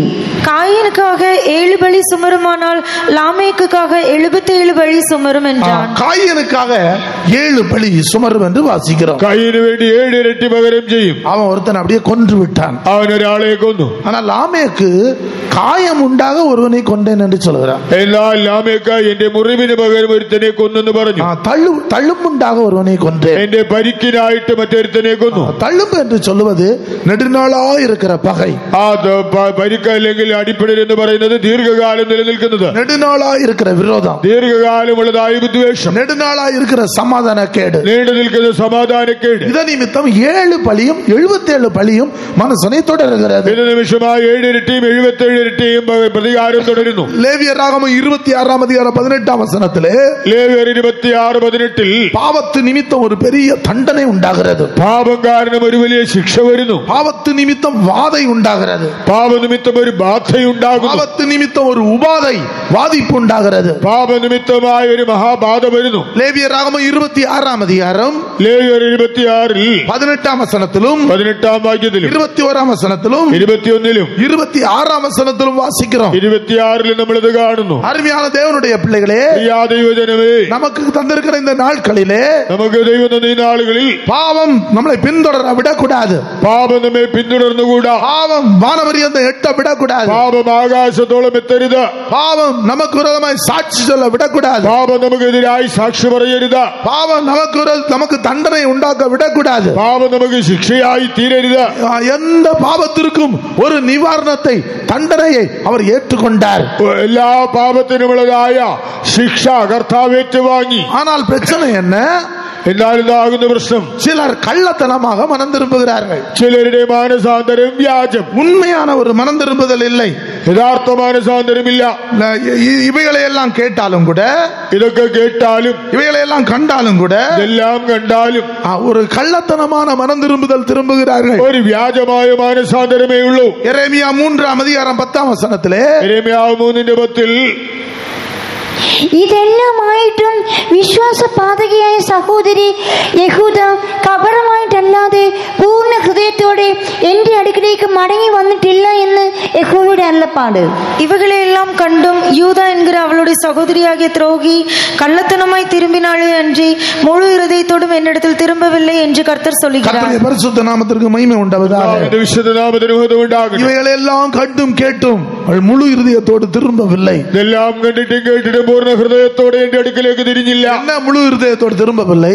എന്താണ് പൂർണ്ണ ഹൃദയത്തോടെ തിരിയാത്തത്? ஆண்டவரை அவள் நோக்கி பார்க்கவில்லை. അവർ കർത്താവിങ്കലേക്ക് നോക്കിയില്ല. 11வது வசனத்தில் வாசிக்கும் போது 11ஆம் വാക്യത്തിൽ இந்த யூதா ஒரு துரோகி, യഹൂദ ഒരു പാതകി, அந்த இஸ்ரவேல் ஒரு சீர்கெட்டவள். ഇസ്രായേൽ വിശ്വാസത്യാഗി. இந்த துரோகி சொல்கிறாள், அந்த சீர்கெட்டவளை பார்க்கலாம் நான் நல்லவள். ആ വിശ്വാസപാതകി വിശ്വാസത്യാഗിനിയെ നോക്കി ഞാൻ നല്ലവൾ എന്ന് പറയുന്നു. சீர்கெட்டவள் துரோகியை பார்த்து உன்னை பார்க்கலாம் நான் நல்லவள். വിശ്വാസത്യാഗി വിശ്വാസപാതകിയേക്കാൾ നല്ലവൾ എന്ന് അവകാശപ്പെടുന്നു. தேவனை பார்த்து தன்னுடைய ஜீவியத்தை சீர்திருத்திக் கொள்ளவில்லை. എന്നാൽ അവർ ദൈവത്തെ നോക്കി ജീവിതം ക്രമപ്പെടുത്തിയില്ല. ஒருவருக்கொருவர் பார்த்து அவளை பார்க்கலாம் நான் நல்லவள், என்னை பார்க்கலாம் இவளை பார்க்கலாம் நல்லவள் என்று மற்றவர்களை பார்த்து கணக்கு போட்டு பார்க்கிறார்கள். അവർ തമ്മിൽ നോക്കിയിട്ട് മറ്റുള്ളവരെക്കാൾ നല്ലതെന്ന് കണക്കിടുന്നു. இதனால அருமையான தேவனுடைய பிள்ளைகளே, ஆண்டவர் சொல்கிறார் முழு மனதோடு திரும்பவில்லை, അതുകൊണ്ടാണ് திரும்பினார். അതുകൊണ്ടാണ് ദൈവം പറയുന്നത് പൂർണ്ണ ഹൃദയത്തോടെയല്ല കപടമായിട്ട് അത്രയും മടങ്ങി വന്നത്. இந்த அருமையான சந்தர்ப்பத்திலே எத்தனை பேர் முழு இதயத்தோடு கர்த்தரிடத்தில் திரும்ப விரும்புகிறீர்கள்? ഈ വർഷാന്ത്യത്തിന്റെ ഈ നല്ല സമയത്ത് എത്ര പേർ പൂർണ്ണ ഹൃദയത്തോടെ ദൈവത്തിലേക്ക് മടങ്ങി വരുവാൻ ആഗ്രഹിക്കുന്നു? ഉണ്മயான മന ഉണർവോடு, ശരിയായ മനോബോധത്തോടെ, ഒരു മനസ്താപത്തോട്, പശ്ചാത്താപത്തോടെ എത്ര പേർ ഉണ്മയായി திரும்ப விரும்புகிறீர்கள்? എത്ര പേർ യഥാർത്ഥമായി മടങ്ങി വരുവാൻ ആഗ്രഹിക്കുന്നു? பரிசுத்த நாமத்திற்கு மகிமை உண்டாவதாக. കർത്താവിന്റെ വിശുദ്ധ നാമത്തിന് മഹത്വം ഉണ്ടാകട്ടെ. மற்றவர்களை தான் சிலர் பார்க்கிறார்கள், ചിലർ മറ്റുള്ളവരെ നോക്കുന്നു, தங்களை பார்ப்பதே இல்லை. എന്നാൽ തങ്ങളെ നോക്കുന്നില്ല. கர்த்தருடைய பரிசுத்த நாமத்திற்கு மகிமை உண்டாவதாக. കർത്താവിന്റെ വിശുദ്ധ നാമത്തിന് മഹത്വം ഉണ്ടാകട്ടെ.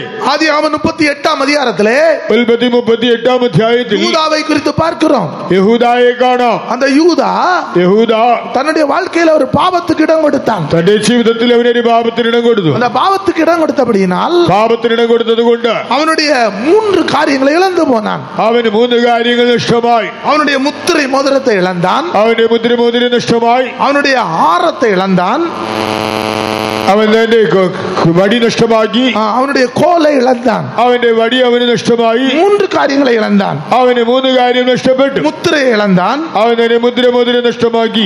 ஆரத்தை இழந்தான், അവൻ തന്റെ മോതിരച്ചരട് നഷ്ടമാക്കി.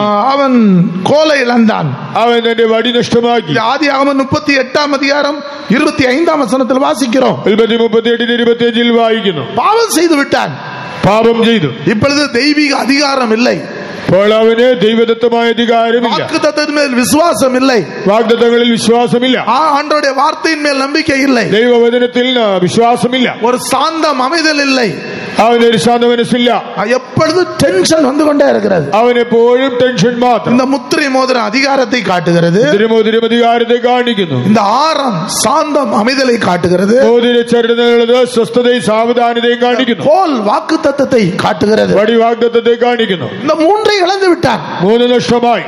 இழந்து விட்டு നഷ്ടപ്പെടുത്തിയിട്ട് இப்பொழுது தாமாரை சொல்லுகிறான், அவளை சுட்டரிக்க வேண்டும், താമാറിനെ ചുട്ടുകൊല്ലണമെന്ന് പറയുന്നു. அவளை பார்க்கிறான், தன்னை அவனுக்கு பார்க்க முடியவில்லை, അവളെ നോക്കുന്നെങ്കിലും സ്വയം കാണാൻ കഴിയുന്നില്ല, தன்னை தானே நிதானித்து பார்க்க முடியவில்லை, തന്നെ തന്നെ വിവേചിക്കാനാകുന്നില്ല. சில தங்களுடைய வாழ்க்கையில எத்தனையோ ஆவிக்குரிய காரியங்களை இழந்தாலும் மற்றவர்களை தான் குற்றம் சாட்டி கொண்டிருக்கிறார். ചിലർ തങ്ങളുടെ ആത്മീയ ജീവിതത്തിൽ എന്തെല്ലാം നഷ്ടപ്പെട്ടാലും മറ്റുള്ളവരെ കുറ്റപ്പെടുത്തും. இன்றைக்கு இந்த முதல் நாள் கூட்டத்தில் அருமையான தேவனுடைய பிள்ளையே, தெய்வம் கொடுத்த அதிகாரம் முத்திரை மோதிரம் உன்னிடத்தில் உண்டோ? ഈ പ്രഥമ ദിന യോഗത്തിൽ വന്നിരിക്കുന്ന ദൈവവൈതലേ, ദൈവത്തിനു തന്ന അധികാരമാകുന്ന മുദ്രമോതിരം നിന്റെ പക്കൽ തന്നെ ഉണ്ടോ? தேவன் கொடுத்த அந்த சமாதானம் இளைப்பாறுதல் உனக்கு உண்டோ? ദൈവം തന്ന സമാധാനവും സ്വസ്ഥതയും നിനക്കുണ്ടോ? தேவன் கொடுத்த வாக்குத்தத்தத்தின் மேல் உனக்கு நம்பிக்கையும் விசுவாசம் உண்டோ? ദൈവത്തിന്റെ വാഗ്ദത്തങ്ങളിൽ മേൽ നിനക്ക് ആശ്രയവും വിശ്വാസവും ഉണ്ടോ? இதையெல்லாம் இல்லாதிருந்து ஒரே டென்ஷன், ஒரே போராட்டத்தில் இருந்து கொண்டு மற்றவர்களை குற்றவாளியாய் தீர்த்து கொண்டிருக்கிறாயோ?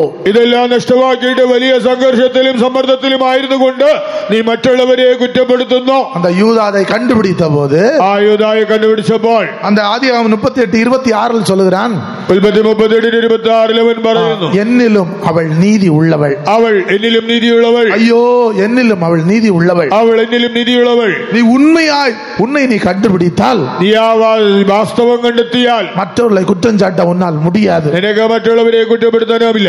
இயேசு கிறிஸ்து இந்த பூமியில் இருக்கும்போது, യേശുവിന്റെ ഐഹിക ജീവിത കാലയളവിൽ கையும் மெய்மையாய் பிடிக்கப்பட்ட ஒரு ஸ்திரீ கண்டுபிடிக்கப்பட்ட பாவத்தின் நிமித்தம் கண்டுபிடிக்கப்பட்டாள். പാപത്തിൽ കൈയോടെ പിടികൂടപ്പെട്ടതായ ഒരു സ്ത്രീ கல்லறியும்படி அநேகர் வந்து நின்றார்கள். அவளை கல்லறிയുവാൻ അനേകർ കൂടി. இயேசு சொன்னார், உங்களில் பாவம் இல்லாதவன் கல்லறிய கடவன். യേശു പറഞ്ഞു, നിങ്ങളിൽ പാപമില്ലാത്തവൻ കല്ലെറിയട്ടെ. அவன் முதலாவது கல்ல போடட்டும். അവൻ ഒന്നാമത് കല്ലെറിയട്ടെ. அவர்கள் தங்களை உணர்ந்தார்கள். അവർക്ക് കുറ്റബോധമുണ്ടായി. எல்லாரும் கல்ல கீழே போட்டுவிட்டு போய்விட்டார்கள். എല്ലാവരും കല്ല് താഴെ ഇട്ടിട്ട് പോയി. மற்றவர்களை குற்றவாளியாய் தீர்க்கிற தேவனுடைய பிள்ளையே, മറ്റുള്ളവരെ കുറ്റപ്പെടുത്തുന്ന ദൈവ പൈതലേ, இன்றைக்கு நீ இழந்து போன காரியத்தை கண்டுபிடிப்பாய். ஆனால் എന്നാ നിനക്ക് നഷ്ടമായത് കണ്ടെത്തിയാൽ நீ உன்னை அருவருப்பாய். നീ നിന്നെ തന്നെ വെറുക്കും. உன்னை தாழ்த்துவாய். നിന്നെ താഴ്ത്തും. நீ ஆண்டவரிடத்தில் நெருங்குவாய். നീ ദൈവത്തോട് അടുക്കും. யோசேப்பு பாவத்திற்கு விலகினபடியினால் യോസേഫ് പാപത്തെ വിട്ടകന്നത് കൊണ്ട് அவனுக்கு முத்திரை மோதிரமும் ஆரமும் கிடைத்தது. അവന് മോതിരച്ചരടും കിട്ടി. அவனுக்கு அதிகாரமும் வல்லமையும் கிடைத்தது. അവന് അധികാരം ശക്തി ലഭിച്ചു. தேவன் அவனை ஆசீர்வதித்தார். ദൈവം അവനെ അനുഗ്രഹിച്ചു. இன்றைக்கு உன்னுடைய வாழ்க்கையிலும் கூட கர்த்தர் உன்னை ஆசீர்வதிக்க விரும்புகிறார். നിന്റെ ജീവിതത്തിലും ദൈവം നിന്നെ അനുഗ്രഹിക്കുവാൻ ആഗ്രഹിക്കുന്നു. கர்த்தர் உன்னை அவருடையவளாய் மாற்ற விரும்புகிறார். ദൈവം നിന്നെ തന്റേതാക്കുവാൻ ആഗ്രഹിക്കുന്നു. பாவத்தை இழந்தவன், தெய்வ அதிகாரத்தை இழந்தவன், പാപത്തിൽ നഷ്ടപ്പെട്ടവൻ, ദൈവിക അധികാരം നഷ്ടപ്പെട്ടവൻ, அவனுடைய இளைப்பாறுதலை இழந்தவன், സ്വസ്ഥത നഷ്ടമാക്കിയവൻ, அவனுடைய வாக்குத்தத்தத்தின் மேல் இருக்கிற விசுவாசத்தை இழந்தவன், വാഗ്ദത്തങ്ങളിലെ വിശ്വാസം നഷ്ടപ്പെടുത്തിയവൻ. ஆனால் அருமையான தேவனுடைய பிள்ளைகளே, പ്രിയ ദൈവമക്കളെ, ஆண்டவரிடத்தில் திரும்பி வந்து பாவ அறிக்கை செய்யும் போது, കർത്താവിന്റെ അടുക്കലേക്ക് മടങ്ങി വന്ന് പാപങ്ങൾ ഏറ്റുപറയുമ്പോൾ, பாவத்திலிருந்து விடுதலை பெற்றுக் கொள்ளும் போது, പാപത്തിൽ നിന്ന് വിടുതൽ പ്രാപിക്കുമ്പോൾ எல்லாவற்றையும் திருப்பி தருகிறார். എല്ലാം തിരിച്ചു തരും. என்னுடையவள் என்று ஆண்டவர் உரிமை பாராட்டுகிறார். എനിക്കുള്ളവരെന്ന് ദൈവം അവകാശപ്പെടും. கிரயத்துக்கு கொள்ளப்பட்டவர்கள் என்னுடையவர்கள், വിലയ്ക്ക് വാങ്ങിയവർ എനിക്കുള്ളവർ. அவர்கள் என்னுடையவர்கள், அவர்களை நான் மீட்பேன். അവർ എനിക്കുള്ളവർ, ഞാൻ അവരെ വീണ്ടെടുക്കും. இந்த பூமியிலிருந்து மீட்கப்படுவது மட்டுமல்ல, ഭൂമിയിൽ നിന്ന് വീണ്ടെടുക്കുക മാത്രമല്ല, நமக்கு ஒரு நித்திய மீட்பு இருக்கிறது. നമുക്ക് ഒരു നിത്യ വീണ്ടെടുപ്പുണ്ട്. இயேசு வரப்போகிறார். യേശു വരാറായി. அன்றைக்கு அந்த நித்திய மீட்பை பெற்றுக் கொள்ளும்படியாக അന്ന് ആ നിത്യ വീണ്ടെടുപ്പ് പ്രാപിക്കുവാൻ அருமையான தேவனுடைய பிள்ளைகளே, பாவம் இல்லாமல் அவளோடு காத்து கொண்டிருக்க வேண்டும். പ്രിയ ദൈവജനമേ, പാപം കൂടാതെ ആവലോടെ കാത്തു നിൽക്കാം. கர்த்தர் கிரயம் கொடுத்து நீ அவரை நேசிக்கிறாயா? കർത്താവ് നിനക്ക് വില നൽകിയിട്ട് നീ തന്നെ സ്നേഹിക്കുന്നുവോ? கிரயம் கொடுத்தும் அவரில் அன்பு கூறுகிறாயா? വില നൽകി അവനെ നീ സ്നേഹിക്കുന്നുവോ? கர்த்தர் கிரயம் கொடுத்தும் அவரிலே நீ அவரை பிடித்துக் கொள்கிறாயா? അവൻ നിനക്കായി വില ചെലുത്തിയിട്ട് നീ അവനെ മുറുകെ പിടിക്കുന്നുവോ? எப்படிப்பட்ட பாவத்திலிருந்து ஒரு விடுதலை கொடுக்கும்படியாக மீட்கும் பொருளாக இயேசு வந்திருக்கிறார். ഏത് വിധത്തിലുള്ള പാപത്തിൽ നിന്ന് വീണ്ടെടുക്കുവാൻ മറുവിലയാ യേശു വന്നിട്ടുണ്ട്. 7 பழியும் 77 பழியும் தண்டனையும் இன்றைக்கு உன்னை விட்டு வெளியே போகிறது. 7 ഇരട്ടി 77 ഇരട്ടി ശിക്ഷ നിന്നെ വിട്ടുന്ന് മാറും. கண்களை மூடுவோமாக. കണ്ണുകളെ അടയ്ക്കാം. கர்த்தர் அவருடையவர்களாய் மாற்றி, ദൈവം തന്റേതാക്കി മാറ്റി, எல்லா பழிகளையும் மாற்றி, എല്ലാ പ്രതികാരവും മാറ്റി, எல்லா தண்டனையும் மாற்றி, എല്ലാ ശിക്ഷയും മാറ്റി, கர்த்தர் ஆசீர்வாதத்தோடு அனுப்ப போகிறார். അനുഗ്രഹത്തോടെ അയക്കും. என்னுடைய வாழ்க்கையில் இருக்கிற பழி மாற வேண்டும் என்று விரும்புகிறவர்கள் എന്റെ ജീവിതത്തിലുള്ള ശിക്ഷ മാറണമെന്ന് ആഗ്രഹിക്കുന്നു. கரத்தை உயர்த்தி பிடியுங்கள். വലങ്കരം ഉയർത്തുവിൻ. ஏதோ ஒரு தண்டனை என் குடும்பத்தை தாக்கி கொண்டிருக்கிறது. ഏതോ ഒരു ശിക്ഷ എന്റെ കുടുംബത്തിലേക്ക് വരുന്നു. என் சரீரத்தை சில தேவனுடைய தண்டனை தாக்குகிறது. ചില ദൈവ ശിക്ഷകൾ എന്റെ ശരീരത്തിലുണ്ട്. பாவத்தின் தண்டனை நிமித்தம் நான் உபாதிக்கப்படுகிறேன். പാപത്തിന്റെ ശിക്ഷ നിമിത്തം ഞാൻ ബാധിതനായിരിക്കുന്നു. ஒரு பிசாசுடைய வல்லமை என் குடும்பத்தை ஆளுகை செய்கிறது. പിശാചിന്റെ ശക്തി എന്റെ കുടുംബത്തെ വാഴുന്നു. என் பிள்ளைகளை ஆளுகை செய்கிறது. എന്റെ മക്കളെ ഭരിക്കുന്നു. எனக்கு ஒரு விடுதலை வேண்டும். എനിക്കൊരു വിടുതൽ വേണം. எனக்கு ஒரு விடுதலை வேண்டும். എനിക്കൊരു വിടുതൽ വേണം. ஆண்டவரே, மீட்கும் பொருளை கண்டுபிடித்தேன். കർത്താവേ, മറുവില കണ്ടെത്തി. மீட்கும் பொருளை கண்டுபிடித்தேன். മറുവില കണ്ടെത്തി. நீர்தான் என்னுடைய மீட்கும் பொருள். നീയാണ് എന്റെ മറുവില. நான் உம்மை விசுவாசிக்கிறேன். ഞാൻ അങ്ങേ വിശ്വസിക്കുന്നു. நான் என்னை ஒத்துக்கொள்கிறேன். ഞാൻ അങ്ങേ അംഗീകരിക്കുന്നു. கள்ளத்தனமாய் மனம் திரும்பின ஒரு நபர், കപടമായി മാനസാന്തരപ്പെട്ടവരാ நான் மற்றவர்களை தான் பார்த்து கொண்டிருக்கிறேன். மற்றவர்களை மற்றவരെ കണ്ടുകൊണ്ടിരിക്കുന്നു. நான் என் இயேசுவை பார்க்கவில்லை. ഞാൻ യേശുവിനെ കാണുന്നില്ല. இன்றைக்கு என்னுடைய மீட்கும் பொருளை பார்க்க போகிறேன். ഞാനോ ഇന്ന് എന്റെ വീണ്ടെടുപ്പിലേക്ക് കാണും. வாயை திறந்து விரிவாய் சொல்லி கரங்களை உயர்த்தி உள்ளானால் വായ തുറന്ന് വിസ്താരത്തിൽ തുറന്നേറ്റ് പറഞ്ഞ நிமிடத்தில் ஒரு அற்புதம். ഒരു നിമിഷത്തിൽ അത്ഭുതം. அநேக குடும்பத்தை விட்டு வாதை வெளியே போகிறது. കുടുംബത്തെ വിട്ട് ശിക്ഷ നീങ്ങുന്നു. வாதை வெளியே போகிறது. ബാധ നീങ്ങുന്നു. வாதை வெளியே போகிறது. ബാധ നീങ്ങുന്നു. உன் குடும்பத்தை வாதிக்கிற வாதிப்பின் வெளியே போகிறது. കുടുംബത്തിന്റെ ദണ്ഡനകൾ നീങ്ങിപ്പോകുന്നു. கர்த்தருடைய ஆவியானவர் அசைவாடி கொண்டிருக்கிறார். ദൈവാത്മാവിനെ പരിവർത്തിക്കുന്നു. முதலாம் நாளிலே ஒரு பெரிய விடுதலை. ഒന്നാം നാളിൽ ഒരു വലിയ വിടുതൽ. ஒரு பெரிய அற்புதம். ഒരു വലിയ അത്ഭുതം. உன் சரீரத்திலே ஆரோக்கியம். ശരീരത്തിൽ ആരോഗ്യം. பாவத்திலிருந்து விடுதலை. പാപത്തിൽ നിന്ന് വിടുതൽ. வரப்போற தண்டனையிலிருந்து விடுதலை. ശിക്ഷയിൽ നിന്ന് വിടുതൽ. கர்த்தர் விடுவிக்கிறார். കർത്താവ് വിടുവിക്കുന്നു. இந்த நிமிஷமே விடுதலை. ഈ നിമിഷം വിടുതൽ. வசனத்தை கேட்ட யாவர் மேலும் അതിനെ കേട്ട എല്ലാവരുടെ മേൽ பரிசுத்த ஆவியானவர் இறங்கிக் கொண்டே இருக்கிறார். ദൈവാത്മാവ് ഇറങ്ങുന്നു. பரிசுத்த ஆவியானவர் இறங்கிக் கொண்டே இருக்கிறார். പരിശുദ്ധാത്മാവ് ഇറങ്ങുന്നു. நீங்கள் அந்நிய பாஷையில பேச ஆரம்பிக்கலாம். അന്യഭാഷ പറയാം. பாவத்தை அறிக்கை செய்துள்ள அந்நிய பாஷையில பேச ஆரம்பிக்கலாம். പാപങ്ങളേറ്റ് വരുന്ന അന്യഭാഷകൾ പറയും. அக்கினி அபிஷேகம் இறங்க போகிறது. അഭിഷേകം ഇറങ്ങും. பாவத்திலிருந்து விடுதலை. പാപത്തിൽ നിന്ന് വിടുതൽ. தண்டனையிலிருந்து விடுதலை. ശിക്ഷയിൽ നിന്ന് വിടുതൽ. பழியிலிருந்து விடுதலை. ദണ്ഡനത്തിൽ നിന്ന് വിടുതൽ. என்னுடையவர்கள் என்று ஆண்டவர் உரிமை பாராட்டி இருக்கிறார். എനിക്കുള്ളവരെന്ന് ദൈവാവകാശം உதவி செய்வாராக. ദൈവം നമ്മെ സഹായിക്കട്ടെ. என் வீண்டெடுப்பேன் விலை கொடுப்பா நீ மாத்திரமல்ல அருளீஸ்வரி. என் வீண்டெடுப்பேன் விலை கொடுப்பா நீ மாத்திரமல்ல அருளீஸ்வரி. நின் காருண்யத்தின் மகாத்மியத்தினால் நின் காருண்யத்தின் மகாத்மியத்தினால் சதா காலமும் புகழ்ந்திடுவே. சதா காலமும் புகழ்ந்திடுவே.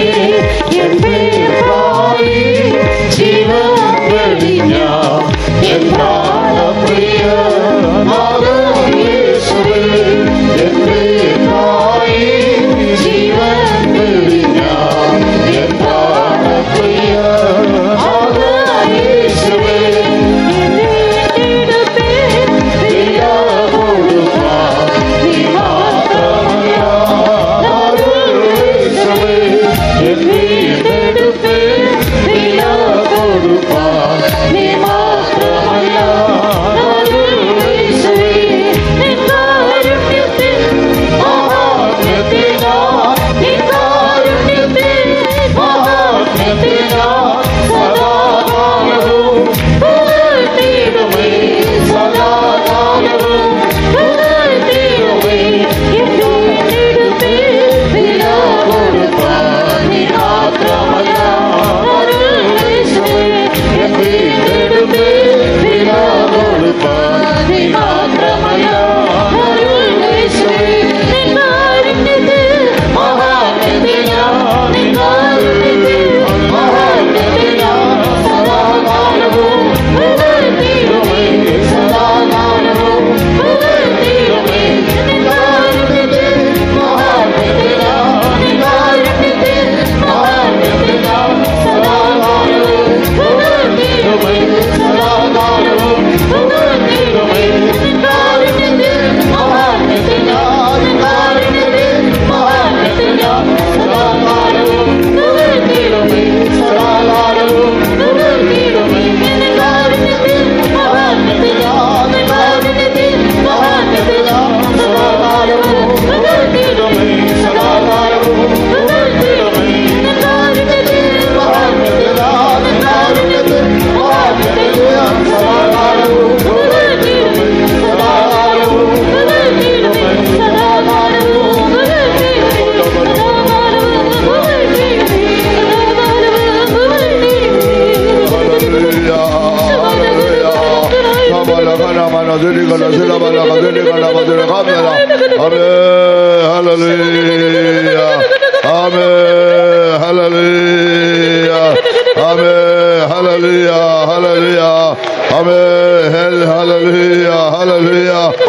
ദൈവത്തിന്റെ ആത്മാവ് നമ്മോട് സംസാരിച്ചുകൊണ്ടേയിരിക്കുകയായിരുന്നു.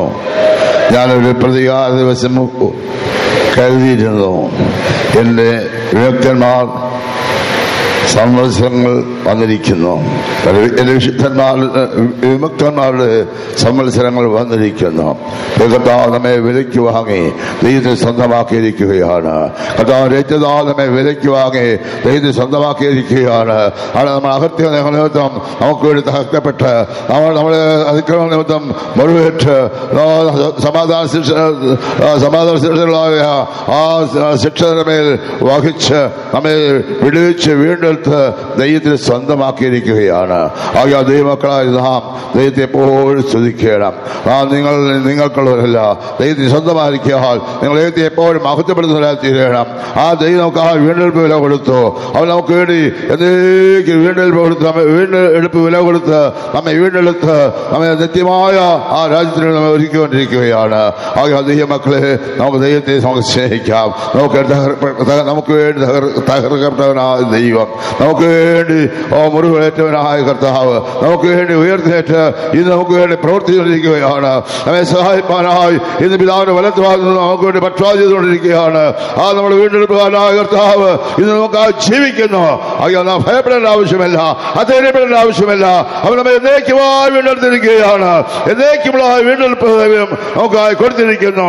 എത്ര പേർക്ക് അത് വിശ്വാസമുണ്ട്, എത്ര പേർക്ക് ധൈര്യമുണ്ട്, എത്ര പേർക്ക് സന്തോഷമുണ്ട്, ആ പ്രത്യാശയുണ്ട്. ആ പ്രത്യാശയുള്ള ദൈവമക്കൾ നാം പാടിയ കോറസ് നമുക്ക് വീണ്ടും നമുക്ക് ആത്മാവിൽ പാടി നമുക്ക് കർത്താവിനെ സന്തോഷിക്കാം. ദൈവസേവത്താൽ നിറയപ്പെടുവാൻ എല്ലാം സമർപ്പിച്ചു കൊടുക്കുക. ആമേൻ. ഹല്ലേലൂയ, ഹല്ലേലൂയ.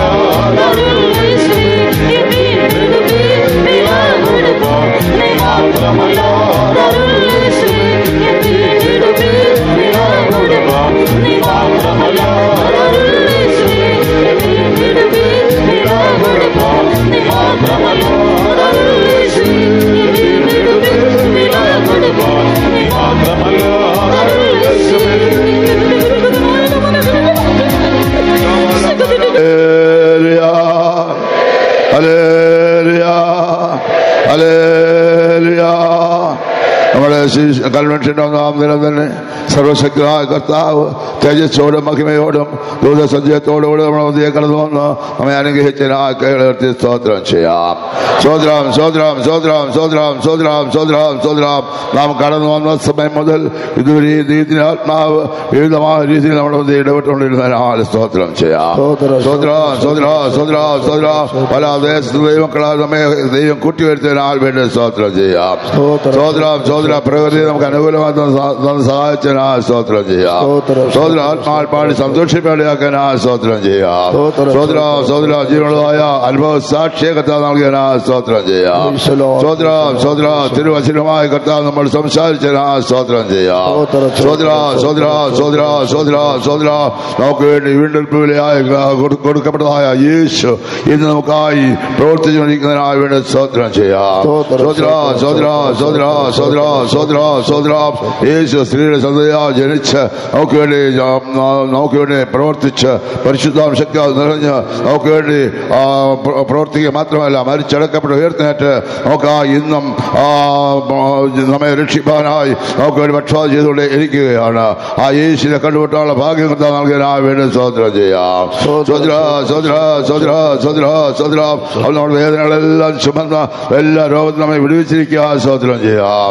സ്വോത്ര സ്വോത്ര സ്വോത്ര നമ്മുടെ പാപങ്ങളെല്ലാം വഹിച്ച് പാപത്തിന് മറവില കൊടുത്തമേ അതിന് വിടുവിച്ചതിനാൽ സ്വോത്രം ചെയ്യാം. സ്വോത്ര സ്വോത്ര സ്വോത്ര സ്വോത്ര സ്വോത്ര സ്വോത്ര സ്വോത്ര എന്നേക്കുള്ള ഒരു വീണ്ടെടുപ്പ് നമുക്കായി ഒരിക്കലിനായി വീണ്ടും സ്വോത്രം ചെയ്യാം. സ്വോത്ര സ്വോത്ര സ്വോത്ര കർത്താവിനോടുകൂടെ എന്നേക്കും ഇരിക്കേണ്ടതിനായി ഇതിനെ വിളിച്ച് വേർതിരിച്ച് വിലപ്പെടുത്തി വിലയ്ക്കും സ്വന്തമാക്കിയിരിക്കാൻ വേണ്ടി സ്വോത്രം ചെയ്യാം. സ്വോത്ര സ്വോത്ര സ്വോത്ര ആഗ്രഹിക്കുന്നതായ പൂർണ്ണത പ്രാപിച്ചുകൊണ്ട് ആ നിത്യ സന്തോഷ അനുഭവമാക്കുവാൻ നമ്മെല്ലാം സഹായിക്കുന്നതിനായി സ്വോത്രം ചെയ്യാം. സ്വോത്ര സ്വോത്ര സ്വോത്ര ദൈവത്തിന് മാറ്റമില്ലാത്ത വചനത്തെ ഘോഷിപ്പാൻ ദേവദാസന്മാരെ ശക്തി വെച്ചതിനായി സ്വോത്രം ചെയ്യാം. സ്വോത്ര സ്വോത്ര സ്വോത്ര അടുത്ത ദൈവത്തിലും കേട്ടതായ എല്ലാവരെയും കർത്താവ് അനുഗ്രഹിക്കുകയും രക്ഷിക്കുകയും ദൈവരാജ്യത്തിൽ ഒരുക്കി ചെല്ലുന്നതിനായി സ്വോത്രം ചെയ്യാം. സ്വോത്ര സ്വോത്ര സ്വോത്ര സ്വോത്ര മനുഷ്യവർഗത്തിന്റെ രക്ഷയ്ക്കായി വീണ്ടെടുപ്പിന് വേണ്ടി കർത്താവ് ഈ ലോകത്തിലേക്ക് വന്നു. ആ ഈ ശിരച്ചത്താകം വിലയ്ക്ക് വാങ്ങി ദൈവത്തിൽ സ്വന്തമാക്കിയിരിക്കുന്നു. ഈ അനുഭവം പ്രാപിച്ചില്ലാത്ത ആരെങ്കിലും ഉണ്ടെങ്കിൽ അവരെല്ലാം ഈ അനുഭവത്തിലേക്ക് കടന്നു വരുവാൻ കർത്താവ് സഹായിക്കാനായി സ്വോത്രം ചെയ്യാം. സ്വോത്ര സ്വോത്ര സ്വോത്ര സ്വോത്ര സ്വോത്ര സ്വോത്ര ആ വീണ്ടെടുപ്പിന് നാളിനായി ആ ഉണർന്ന് ഒരുങ്ങിയിരിക്കാൻ നോക്കണം. തനിക്കായി ആകാംക്ഷയോടെ ഭാവം കൂടാതെ രണ്ടാമത് കാത്തിരിക്കുന്നവർക്കായി കർത്താവ് യേശു രണ്ടാമത് വെളിപ്പെടാൻ പോകുന്നതിനായി സ്വോത്രം ചെയ്യാം. സ്വോത്ര സ്വോത്ര സ്വോത്ര സ്വോത്ര കർത്താവ് വരുവിനായി ആകാംക്ഷയോടെ ഒരുങ്ങി കാത്തിരിക്കുക മാത്രമല്ല ആ നിത്യമായി വീണ്ടെടുപ്പ് പ്രാപിച്ചുകൊണ്ട് കർത്താവിനോട് എന്നേക്ക് വാഴുവാൻ നമ്മെല്ലാം യോഗ്യരാക്കലിനായി വീണ്ടും സ്വോത്രം ചെയ്യാം. സ്വോത്രം സ്വോത്രം അടുത്ത അകലെയായി വന്നിനെ കട്ട എല്ലാവരെയും കർത്താവ് അനുഗ്രഹിക്കലിനായി സ്വോത്രം ചെയ്യാം. തുടർന്നുള്ള ദിവസങ്ങളിലും കർത്താവ് നമ്മെ അനുഗ്രഹിക്കലിനായി സ്വോത്രം ചെയ്യാം. സ്വോത്രം സ്വോത്രം സ്വോത്രം എപ്പോൾ കടന്നു പോകുന്ന മക്കളോട് കൂടെ ഇരിക്കേണ്ടതിനായി സ്വോത്രം സ്വോത്രം സ്വോത്രം സ്വോത്രം സ്വോത്രം കർത്താവ് ആഗ്രഹിക്കുമ്പോൾ പ്രാപിച്ചു കർത്താവിന് വരുന്ന ഒരുക്കപ്പെടാൻ നമ്മെല്ലാം സഹായിക്കലിനായി വീണ്ടും സ്വോത്രം ചെയ്യാം. സ്വോത്രം സ്വോത്രം സ്വോത്രം സ്വോത്രം സ്വോത്രം പിതാവാദയത്തിനായി സ്വോത്രം സ്വോത്രപുത്രനായ യേശു ക്രിസ്തുവിനായി സ്വോത്രം സ്വോത്രം പരിശുദ്ധാത്മാവാദയത്തിനായി സ്വോത്രം സ്വോത്രം സ്വോത്രം പ്രാർത്ഥിക്കാം. സ്നേഹവാൻ നിത്യനുമായ ഞങ്ങളുടെ സ്വർഗീയ പിതാവേ, അനുഗ്രഹീതമായ നല്ല സമയത്തിനായിട്ട് അങ്ങേ സ്തുതിക്കുന്നു, മഹത്വപ്പെടുത്തുന്നു. അവിടെ ഞങ്ങളെ സ്നേഹിച്ചതിനാൽ വിദേശത്തെ സ്നേഹിച്ചതിനാൽ ഈ പ്രാവശ്യങ്ങളെ അനുഗ്രഹീതമായ ഒരു കൺവെൻഷൻ നൽകി തന്നതിനായിട്ട് അങ്ങേ വാഴ്ത്തുന്നു, സ്തുതിക്കുന്ന കർത്താവേ സ്തോത്രം. കൺവെൻഷന്റെ പ്രഥമ രാത്രിയിൽ തന്നെ അദൃശ്യാദൂത സഞ്ചയത്തോട് സർവമഹിമയോടും അധികാരത്തോട് ശക്തിയോടും കൂടി അവിടെ ഞങ്ങളുടെ മധ്യ കടന്നു വന്ന് ഞങ്ങളെ അനുഗ്രഹിച്ചുകൊണ്ടിരുന്നതായിട്ട് അങ്ങേ സ്തുതിക്കുന്ന കർത്താവേ. പ്രതിസന്ധിയില്ലാത്ത കടന്ന സമയം ഇതുവരെയും കർത്താവേ നല്ല പാട്ടുകൾ പാടി ദൈവത്തിൽ സന്തോഷിപ്പാൻ, ദൈവസാന്നിധ്യം അന്തരാത്മാവിൽ അനുഭവിപ്പാൻ, അനുഭവിപ്പാൻ, ദൈവശക്തി സംഭരിപ്പാനൊക്കെ ദൈവം ഇടയാക്കി തീർത്തതിനായിട്ട് അങ്ങേ സ്തുതിക്കുന്ന കർത്താവേ സ്തോത്രം. പരിശുദ്ധാത്മാവിൽ നിറഞ്ഞ് ആത്മാവിൽ ആരാധിപ്പാനൊക്കെ ദൈവം ഇടയാക്കിയതിനായിട്ട് വീണ്ടും അങ്ങേ വാഴ്ത്തുന്നു, സ്തുതിക്കുന്ന കർത്താവേ സ്തോത്രം. അനുഭവസമ്പന്നമായ ഒരു സാക്ഷ്യം ഈ രാത്രികാലം ശ്രമിപ്പാന്റെ ഗുണം കർത്താവ് ഇടയാക്കി തീർത്തതിനായി സ്തോത്രം. കർത്താവിൽ ആശ്രയം വയ്ക്കുന്നവരെ, കർത്താവിന്റെ മുഖത്തേക്ക് നോക്കുന്നവരെ രക്ഷിപ്പിക്കാതെ അവരെ മാനിക്കുന്ന ദൈവമായിട്ട് യേശു ഞങ്ങൾക്കായിട്ട് ജീവിക്കുന്ന രാത്രികാലം സാക്ഷ്യമായി യേശുവിനെ ഉയർത്തുവാന്റെ ഗുണം അവിടെ ഇടയാക്കി തീർത്തതിനായിട്ട് അങ്ങേ സ്തുതിക്കുന്ന മഹത്വപ്പെടുന്ന കർത്താവേ സ്തോത്രം. ഈ രാത്രികാലം ഞങ്ങൾക്ക് നൽകിയ ദൈവത്തിന്റെ മാറ്റമില്ലാത്ത വചനങ്ങൾക്കായി സ്തോത്രം സ്തോത്രം കർത്താവേ. ഒരു പ്രതികാര ദിവസം കരുതിയിരുന്നുവെന്നും തന്റെ വിമുക്തന്മാരുടെ സംവത്സരങ്ങൾ വന്നിരുന്നുള്ള വചനത്തെ ആസ്പദമാക്കി വ്യക്തമായി ശക്തമായി ഇന്ന് രാത്രികാലം ദൈവത്തിന്റെ ആലോചന അവിടെ ഞങ്ങളോട് അറിയിച്ചതിനായിട്ട് അങ്ങേ സ്തുതിക്കുന്ന കർത്താവേ സ്തോത്രം. ഞങ്ങളെല്ലാവരും അങ്ങേക്ക് സ്വന്തമായി മാറ്റപ്പെടുവാൻ്റെ കോണം അങ്ങ് കാൽവരിൽ ചെലുത്തിയ വീണ്ടെടുപ്പ് വിലയെ കാണുവാൻ്റെ കൂടെ ഞങ്ങളുടെ കണ്ണുകളെ പ്രകാശിപ്പിക്കേണ്ടതിനായിട്ട് അങ്ങോട് പ്രാർത്ഥിക്കുന്ന കർത്താവേ സ്തോത്രം. പാപം ചെയ്ത് പാപത്തിൽ പൂർണ്ണരായി തീരാതെ പാപത്തിൽ വിടുതൽ പ്രാപിപ്പാൻ്റെ കോണം അവിടുന്ന് ചെലുത്തിയ വില, ആ മുഴുവൻ രക്തം ഞങ്ങൾക്ക് വേണ്ടി ഉച്ചത് താവേ ഇന്ന് രാത്രി എല്ലാവരും കാണുവാനും പാപങ്ങളെ ഏറ്റുപറഞ്ഞ് ഉപേക്ഷിച്ച് യേശുവിനെ രക്ഷിതാവായി സ്വീകരിപ്പാൻ, കർത്താവിന്റെ രക്തത്താൽ വീണ്ടെടുക്കപ്പെടുവാൻ ഏവർക്ക് കർത്താവ് ഇടയാക്കി തീർക്കേണ്ടതിനായിട്ട് വീണ്ടും അങ്ങയോട് പ്രാർത്ഥിക്കുന്ന കർത്താവേ സ്തോത്രം സ്തോത്രം. താവേ ഞങ്ങൾ ആ വീണ്ടെടുപ്പ് വില കണ്ടെത്തുമ്പോൾ താവേ ഞങ്ങൾക്ക് വേണ്ടി അവിടുന്ന് ചെലുത്തിയ മോചന ദ്രവ്യത്തെ കുറിച്ച് ഞങ്ങൾ കാണുമ്പോൾ താവേ സ്തോത്രം ഞങ്ങളുടെ ശരീരത്തിൽ ഞങ്ങൾക്ക് സൗഖ്യം പ്രാപിപ്പാൻ കഴിയുമെന്ന്, ശരീരം പുഷ്ടി വെക്കുമെന്ന് ഈ രാത്രികാലം ഞങ്ങളെ ഓർപ്പിച്ചതിനായിട്ട് അങ്ങ് സ്തുതിക്കുന്ന മഹത്വപ്പെടുന്ന കർത്താവേ. ആരെല്ലാം രോഗത്താൽ ബാധിതരായിരിക്കുന്നു, മറ്റു പലവിധമായ ബന്ധത്തിലായിരിക്കുന്നു, എല്ലാം വിടുതൽ പ്രാപിപ്പാന്റെ ഗുണം, ആ വീണ്ടെടുപ്പിലേക്ക് കാണുവാന്റെ ഗുണം എല്ലാവരുടെയും കണ്ണുകളെ പ്രകാശിപ്പിക്കേണ്ടതിനായിട്ട് വീണ്ടും അങ്ങോട്ട് ഞങ്ങൾ പ്രാർത്ഥിക്കുന്ന കർത്താവേ സ്തോത്രം. പാപത്തോട് പാപം കൂട്ടുന്നവരായിട്ടല്ല, ഞങ്ങളുടെ പാപത്തിന്റെ ശബ്ദം ഉയരത്തിൽ നിലവിളിയായി വരുന്ന അനുഭവത്തിൽ നിന്ന് ഒക്കെ വിടുതൽ പ്രാപിപ്പാന്റെ ഗുണം ഈ രാത്രികാലം ദൈവത്തിന്റെ ആത്മാവ് ശക്തമായി ഓരോ ഹൃദയങ്ങളിലും വാദിക്കേണ്ടതിനായിട്ട് അങ്ങോട്ട് അങ്ങോട്ട് പ്രാർത്ഥിക്കുന്ന കർത്താവേ, സ്തോത്രം സ്തോത്രം. ഞങ്ങൾക്ക് വീണ്ടെടുപ്പ് സമീപമായി ഞങ്ങൾ എല്ലാവരും അറിയുന്ന കർത്താവേ, ഞങ്ങളുടെ ശരീരത്തിന് വീണ്ടെടുപ്പ് വേഗത്തിൽ സംഭവിക്കാൻ പോകുന്നല്ലോ. യേശു അടുക്കെ വാതിൽക്കൽ തന്നെ ആയിരിക്കുന്നു. അതിനുശേഷം ഒരു പ്രതികാര ദിവസം ഉണ്ടെന്നൊക്കെ ഇന്ന് രാത്രികാലം ഞങ്ങൾ ഓർപ്പിച്ചതിനായി സ്തോത്രം. ആരും തന്നെ നിത്യമായ ന്യായവിധിയിൽ അകപ്പെടാതെ വേണം, നിത്യാശിഷ്ടാവിൽ അകപ്പെടാതെ വേണം കർത്താവേ. എല്ലാവരും കർത്താവ് നിത്യമായ വീണ്ടെടുപ്പിന് വേണ്ടി ഒരുക്കപ്പെടുവാന്റെ ഗുണം കർത്താവ് സഹായിക്കണമേ. പാവത്തിന് വിടുതൽ പ്രാപിക്കട്ടെ, പാവങ്ങളെല്ലാം ഏറ്റുപറഞ്ഞ് യേശുവിനെ ഏറ്റതായി സ്വീകരിക്കട്ടെ, സ്നാനം സ്വീകരിക്കട്ടെ, പരിശുദ്ധാത്മാവിനെ പ്രാപിക്കട്ടെ, പരിശുദ്ധമായ ജീവൻ നയിച്ചുകൊണ്ട് കർത്താവേ സ്തോത്രം. വേഗം വരുന്ന കർത്താവിനെ എതിരേൽപ്പാൻ ഒരു കാത്തിരിപ്പാന്റെ ഗുണം അവിടെ സഹായിക്കണമേ. താവേ കൺവെൻഷൻ മുഖാന്തരം ഈ ദേശം അനുഗ്രഹിക്കപ്പെടുവാൻ, കൊണ്ട് പ്രദേശം ഉണർവുണ്ടാകുവാൻ, ദൈവങ്ങളെല്ലാം ഉണർത്തപ്പെടുവാൻ, എല്ലാവരും പ്രത്യാശാപതിരായി തീരുവാൻ അവിടെ ഇടയാക്കി തീർക്കേണ്ടതിനായിട്ട് അങ്ങോട്ട് പ്രാർത്ഥിക്കുന്ന കർത്താവേ സ്തോത്രം. ഇരുട്ടിൽ നിന്ന് ജനം വലിയ വെളിച്ചങ്ങളെന്ന് പറയുന്ന പോലെ താവേ സ്തോത്രം, എല്ലാ അന്ധകാര ബന്ധങ്ങളും വിടിവിക്കപ്പെട്ട് വെളിച്ചമരുന്നവർ അനുഭവം പ്രാപിച്ചുകൊണ്ട് എല്ലാവരും വേഗത്തിൽ വരുന്ന യേശുവിനെതിരേൽപ്പാൻ ഒരു കാത്തിരിപ്പാണ്ടൊക്കെ നമ്മൾ ഇടയാക്കേണ്ടതിനായി പ്രാർത്ഥിക്കുന്ന കർത്താവേ സ്തോത്രം. യുവജനങ്ങളെ അറിയിപ്പാണ്ടൊക്കെ ദാസന്മാരെ ബലപ്പെടുത്തി ശക്തീകരിച്ച് അഭിഷേകം ചെയ്ത് അധികാരപ്പെടുത്തിയതിനായി സ്തോത്രം. തുടർന്നുള്ള കൂട്ടങ്ങളെല്ലാം ദൈവത്തിന്റെ ഭാരമറ്റ് നടത്തി ഏറ്റവും അനുഗ്രഹമാക്കി തീർക്കണമേ കർത്താവേ. എല്ലാവരുടെ മടക്കാത്ത കർത്താവ് കൂടെ ഇരിക്കും, പ്രകൃതിയൊക്കെ അനുകൂലമാക്കി തന്നതിനായി സ്തോത്രം. തിരുനാമത്തെ തുടർന്നും ഞങ്ങളുടെ മഹത്വപ്പെടുത്തും യേശു ക്രിസ്തുവിന്റെ നാമത്തിൽ തന്നെ ആമേൻ. കർത്താവ് പ്രാർത്ഥനകളെല്ലാം കേട്ടതിനായി സ്തോത്രം ചെയ്യാം. സ്തോത്രം സ്തോത്രം സ്തോത്രം സ്തോത്രം സ്തോത്രം സ്തോത്രം സ്തോത്രം സ്തോത്രം. നമ്മുടെ കർത്താവായ യേശു ക്രിസ്തുവിന്റെ കൃപയും പിതാവാദത്തിന്റെ സ്നേഹം പരിശുദ്ധാത്മാവിന്റെ കൂട്ടായ്മയും സഹവാസവും നമ്മോടും സർവ്വവിശുദ്ധന്മാരോടും കടന്നുപോകുന്ന ദൈവമക്കളുടെ മേലും ഇപ്പോഴെപ്പോഴും കർത്താവിന്റെ മേഘത്തിലും ഒരുവരിയിരിക്കുമാറാകട്ടെ. ആമേൻ. ഹല്ലേലൂയ ഹല്ലേലൂയ ഹല്ലേലൂയ.